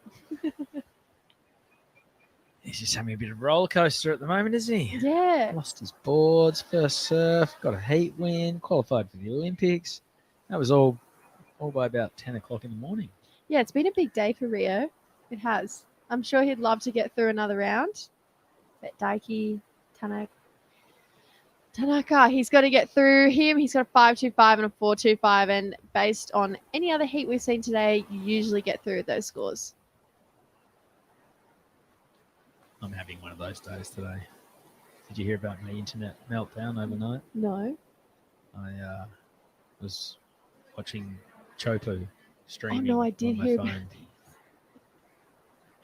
International data roaming, and then I fell asleep. And I woke up 7 hours later. It was still streaming, and I had 100 texts from my provider that were each telling me I'd unlocked another $10 of my roaming plan. Woohoo! And I fell asleep within the first 2 minutes of that heat. Yikes. Yeah. Expensive day. Yeah. Expensive sleep. Hadn't even got out of bed. My fantasy team's not even doing that well. Oh, man. But anyway, like Rio Anaba, it's going to turn itself around. It'll all turn around and we'll be fine. Before we know it, the Matildas are going to be storming into the final of the FIFA Women's World Cup. I Can't hope wait. so. It's the game that's unifying the nation back home in Australia. And to any English viewers tuning in out there, Sky Brown, Stuart Brown, I'm sorry in advance. Yeah, I'm pretty excited to watch that game. And I think we wrap up the comp right around the same time that the soccer starts. These things don't happen by accident, you know. No. 10 minutes remaining. Daiki Tanaka is in the lead. Rio Anaba, the Olympian. Oh, bet he didn't fly into India thinking that was going to happen. No way. Sitting second. So he'd be teaming up with Kanoa Igarashi. I think Japan might be the team that can somehow have 3 surfers because someone did well in another comp somewhere that unlocks. Yeah, it's all a bit confusing, some special isn't it? privilege. Yeah. Yeah, it's all really confusing. My friend Ellie Harrison went to El Salvador for those ISA qualifiers, but there was never a chance for Ellie to qualify. She was just going to unlock another spot. She ended up making the semi-finals, so she did really well. But yeah, it's all very bizarre. You ever been to El Salvador? No, I haven't. It's I haven't. hotter than where we are right now. I couldn't imagine that. I really, really couldn't imagine that. If you think wax is an issue here, Central America, it is next level. You may as well be using soap or ice cream. It melts that quick. Oh no. What would you use? Foo wax. Well, it was a long time ago when I was there. Foo wax didn't exist. Oh. There was it the legendary green stuff back then? That was one of the waxes getting around. Green stuff. Yeah. What's the brand? Green stuff. Yeah, Oh, yeah, I've never heard of it. But honestly, Central America 20 years ago, not quite as many surf shops as you'd probably find these days. Wax was just this product that if you saw it, you bought it. Yep. Didn't matter who made it, what brand it was, what texture, and it was a shocker. You'd get rashes off it. Oh. It would, you know, there'd be some cakes where you'd be happy when it had melted and vanished because it was terrible stuff. All right, here's good stuff. This is Daiki Tanaka flying down the line, going so fast he went off the screen. We've caught up to him once again right now. Gets past the rock. This wave, now it goes for him a little bit. That was a nice turn. Released the tail. A big boaty looking epoxy of Dikey's served him very, very well. He's a big lump of a lad and managed to keep plenty of speed from start to finish as he worked his way down the line. Don't mind that at all. Yeah, I really love his style and how he pushes really hard off that back foot to throw even more spray. And this is the replay of his last wave. Already got a 5.25 and a 4.25. That's the first turn. Second turn, actually. And this is where he gets around Horse Rock. We've seen the rock come into play a few times today. This is the money turn, that one. And then finishes off it really nicely. So I think that it would replace his 4.25. Maybe even his 5.25. So Daiki Tanaka just tempting double figures here. Will we see him crack the 10-point mark? If John Mark Takong is like a slightly shrunken bonsai version of Oni Anwar, I reckon Daiki Tanaka might be a slightly expanded version of Hiroto Ohara. Similar kind of physique, just different scale. Similar style. I don't know Hiroto too well, or Daiki, but I'm going to look into it and I'll report back on what I think. Hiroto, I mean, if you start doing a deep dive on the internet, the first thing that's going to come up is his famous victory at the US Open of Surfing a few years back. Yes. No, I did know about that, but I mean, like, stature-wise. They asked him what he was going to spend his money on. What did he say? A car? Like, I think he said many cars. Many cars, yeah. Yeah. What a lord. Did he? I have no idea. I was hoping he'd be here this week so we could ask him. That'd be pretty cool. Imagine he just rocks up in like a Lamborghini in India. Not the ideal roads for it. This is Rio Inaba. Only a small wave, but he really gave it some, I was going to say give it some curry, but that's probably, you're allowed to say that anymore? Yeah. It's a term, isn't it, for giving it some hell? And he gave that some stick. Good on him. Well, you've said it now. Yeah. So you can't take it back. I'm going to say it, I guess. And that last one, 6-point ride. So he has cracked the double digits, 11.25. You nailed it. You said this 5.25 was in trouble. Yep. And there it is. Daiki Tanaka, an 11.25 two-wave total. Rio Inaba now chasing a 7.6. His last score came in at a 3.35, so it went into his top two.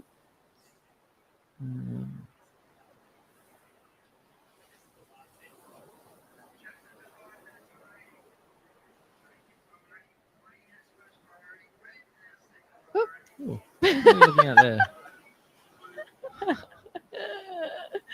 Whoever that is standing in front of our camera, if they could move, please. And it sounds like that this might be the last heat for the day. Yeah, okay. Conditions have been sort of diminishing over the last few heats. I think I definitely noticed it in the heat prior to this one the most. And seeing as we have 7 days, it does make sense, you know, we can hold it off, put it on again tomorrow. We're looking like we'll have another morning of good waves tomorrow, so probably another early start for us over here in India. Yeah, hopefully I'll wake up to another 6 hours of streamed internet. Credit card declining left, right, and centre. And maybe a Jack Robinson win. That would be Turkey. nice. So do you know the situation for the final five for the men's? Because I know it's between Steph and Katie for the women's. As in the last spot. Yeah.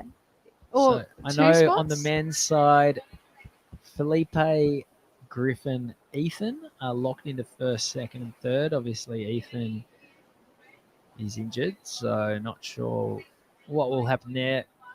He can't be replaced, though, so it could just be a final four for the men. If I was Ethan, I'd be dipping a toe in the water, even if I couldn't surf, just Absolutely. to collect my third place finish. Absolutely.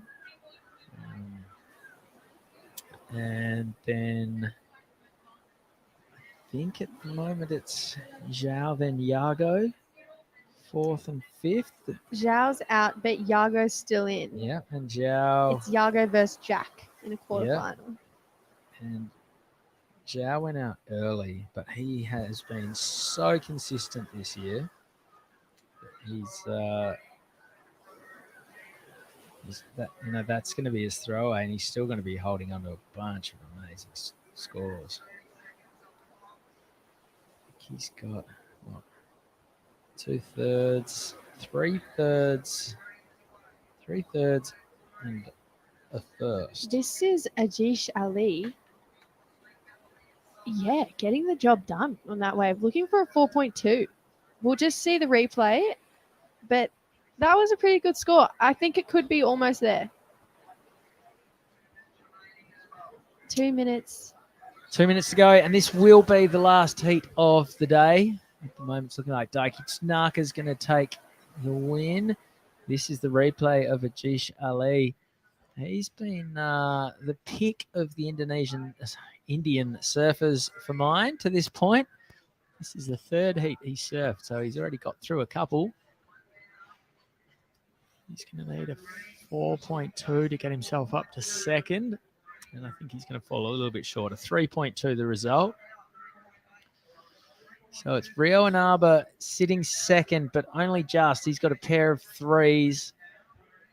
He would love to sink his teeth into something just to really give himself a little bit of breathing room between himself and third and fourth. Just over 1 minute to run for the day. And here goes Daiki Tanaka, a bit of a victory lap. Big carve, wraparound turn. Second turn was good as well. It's only a little wave, but Daiki Tanaka has smoked it from start to finish. That is, well, he's signing off with a heat win. No two ways about it after that one. Yeah, I'm really, really impressed with Daiki Tanaka's surfing. He's just surprises you every wave. I think after every one of his waves, my jaw's been open. It's just like he's a bigger version of Hiroto Ohara. I was thinking that too. I'm take your word for it. All right, here goes Srikanth. Taking off a long way down the line, straight past the rock, gets a little bit bounced by some backwash, and here goes Daiki Tanaka one more time. Flying. Takes it into the shorey, big layback hammer.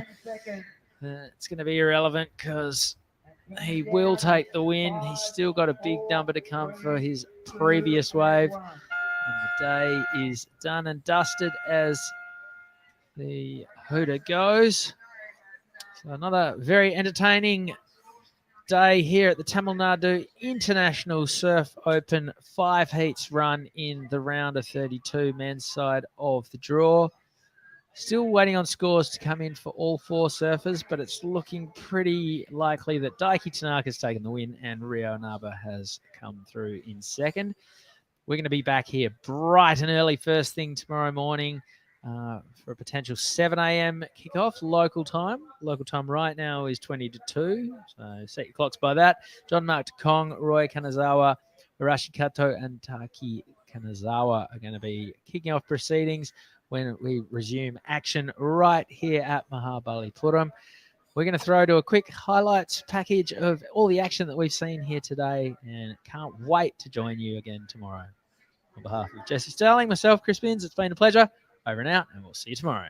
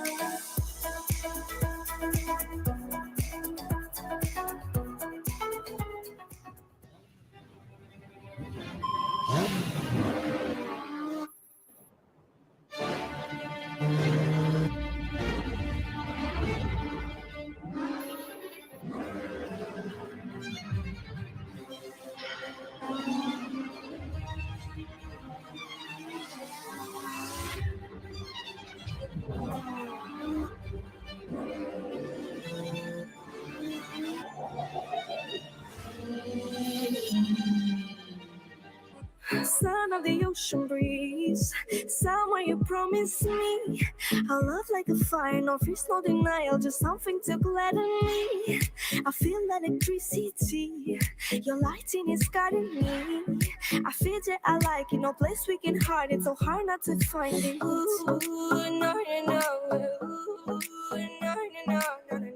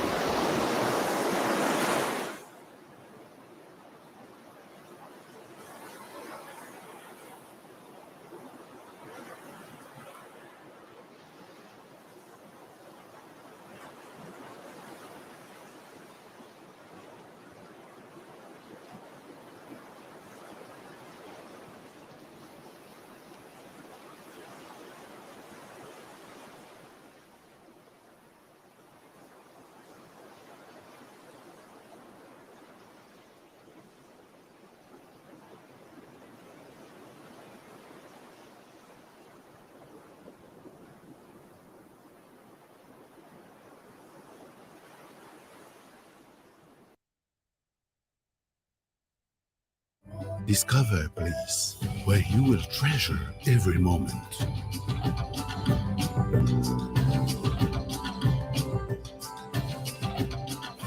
Feel treasured in the islands of Tahiti.